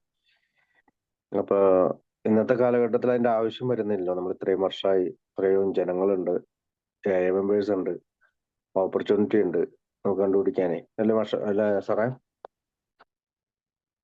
അതാണല്ലോ ഞാൻ പറഞ്ഞ ഷിബു. അതാണ് അതിന്റെ കാരണം. അന്ന് 100 പേരുള്ളപ്പോൾ, ഈ ബുക്ക് എഴുതുമ്പോൾ 100 പേരുള്ള, ആ 100 പേരുള്ളപ്പോ അവർക്ക് അന്ന് 5ാമത്തെ പടി ചെയ്യാനായിട്ടൊക്കെ ഇങ്ങനെയൊക്കെയുള്ള സാഹചര്യം. ഒരാളുടെ സ്വന്തം ഭാര്യയോട് നല്ലതല്ല, ഭാര്യമാരോടെന്ന് പറഞ്ഞിട്ടുണ്ടെങ്കിൽ വേറൊരു വലിയ ലേഡി മെമ്പേഴ്സ് ഒന്നും ഇല്ലെങ്കിലും അതിനകത്തൊക്കെ ആ കാലത്ത് കുറച്ചുകൂടെയൊക്കെ ഡീസൻസി ഉണ്ടായിരുന്നു അവർക്ക്. ഇപ്പൊ നമുക്കിപ്പോ ഒരു ഇന്നത്തെ കാലത്ത് ഒരു ഗ്രൂപ്പില് ലേഡീസ് നമ്മുടെ വന്ന് മീറ്റിങ്ങിൽ ഇരിക്കാൻ തന്നെ ബുദ്ധിമുട്ടായിട്ടുള്ള ഒരു കാലം മാറിയിരിക്കുന്നു, മനസ്സിലായില്ല? ഓക്സ്ഫോർഡ് ഗ്രൂപ്പിലൊക്കെ ഉള്ള ആ കാലത്തൊക്കെ എന്ന് പറഞ്ഞാൽ കുറച്ചുകൂടെ ഒരു ഡീസൻസി ഉള്ള കാലം, അതിനൊരു പവിത്രതയോട് കൂടിയൊക്കെ കണ്ടിരുന്നു, മനസ്സിലായില്ല? അപ്പൊ അതുകൊണ്ടാണ് ആദ്യത്തെ ഈ 100 പേര് റിക്കവറി ആയതെന്ന് പറഞ്ഞാൽ അന്നത്തെ സ്ഥലത്ത് 100 പേര് വന്നാൽ 75 പേരും റിക്കവറിയിൽ വന്നിരുന്നു ആ കാലത്ത്. ബുക്ക് എഴുതുന്ന ഫസ്റ്റ് ഇതിനകത്ത്, സെക്കൻഡ് രണ്ടാമത്തെ എഡീഷന്റെ ഇതിനകത്ത് പറഞ്ഞേക്കുന്നതെന്ന് എനിക്ക് തോന്നുന്നു. 85% റിക്കവറി ഉണ്ടായിരുന്നു ആ കാലത്ത്. മനസ്സിലായില്ലേ? ഇപ്പൊ അതല്ലല്ലോ. അങ്ങനെയൊക്കെയുള്ളൊരു വ്യത്യാസമുണ്ട്. ഇന്നത്തെ കാലത്തെ മനോഭാവം അല്ല ആൾക്കാരുടെ അന്നത്തെ അന്നോ അതിനൊരു തീർച്ചയായിട്ടും ഒരു സ്പിരിച്വൽ ആയിട്ടുള്ളതുണ്ട്. അപ്പൊ ഒരു ഇത്തിരി പ്രായം കൂടിയിട്ട് ഒരു അമ്മച്ചിയാണെങ്കിൽ ആ അമ്മച്ചിയുടെ അടുത്ത് വേണമെങ്കിൽ ഒരു മകനെ പോലെ വേണമെങ്കിൽ തന്റെ തെറ്റുകളൊക്കെ ഏറ്റു പറയാനായിട്ടൊക്കെ അന്ന് സാധിക്കുമായിരുന്നായിരിക്കും. അപ്പോൾ ഒരാളുടെ ഭാര്യയാണല്ലോ. പക്ഷെ അവരുടെ കുടുംബത്തെ ബാധിക്കാതെ അവരെ വ്രണപ്പെടുത്തുന്ന രീതിയിൽ നമ്മൾ ഉപയോഗിക്കുന്നത്. അതൊക്കെയാണ് അവർ അന്നത്തെ കാലത്ത് ഉദ്ദേശിക്കുന്നത്. ഇന്നത്തെ കാലത്ത് അതൊന്നും സാധ്യമല്ലല്ലോ. ഇന്നിപ്പോ ആണുങ്ങളോട് പറയാൻ തന്നെ ആൾക്കാർക്ക് പേടിയാണ്, പിന്നെ പെണ്ണുങ്ങളോട് പറഞ്ഞോടെ. അതാണ് അതിന്റെ കാരണം. ഷിബു പറഞ്ഞത് അതാണ് അതിന്റെ കാരണം. അന്ന് ഓക്സ്ഫോർഡ് ഗ്രൂപ്പിൽ ഇത് സാധ്യമായിരുന്നു. ഇന്ന് ഓക്സ്ഫോർഡ് ഗ്രൂപ്പിൽ നിന്ന് വന്നവരാണല്ലോ കൂടുതൽ ഉണ്ടായിരുന്നു നമ്മുടെ കയ്യിൽ.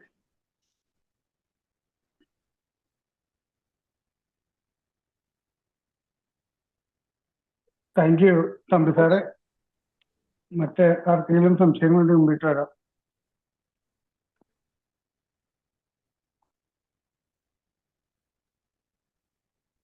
IPL നടക്കുന്നുണ്ടാകുന്നു, ആളുകൾ കുറവാണ്. എന്നാ സാർ സാറേ? IPL ക്രിക്കറ്റ് ഇവിടെ നടക്കുകയാണ്, അതുകൊണ്ടൊന്നും ആളുകൾ കുറവാണ്. അതിന് പോകും. പക്ഷെ എന്നാലും 10-30 പേരുണ്ടായിരുന്നല്ലോ. അത് സാധാരണ ഇപ്പൊ അങ്ങനെയൊക്കെ വരാവുള്ളൂ. ഈ 5ാമത്തെ പടി കഴിയുമ്പോഴോട് നമ്മൾ ഈ മനുഷ്യനും ഈശ്വരനുമായിട്ട് ദൈവവുമായിട്ട്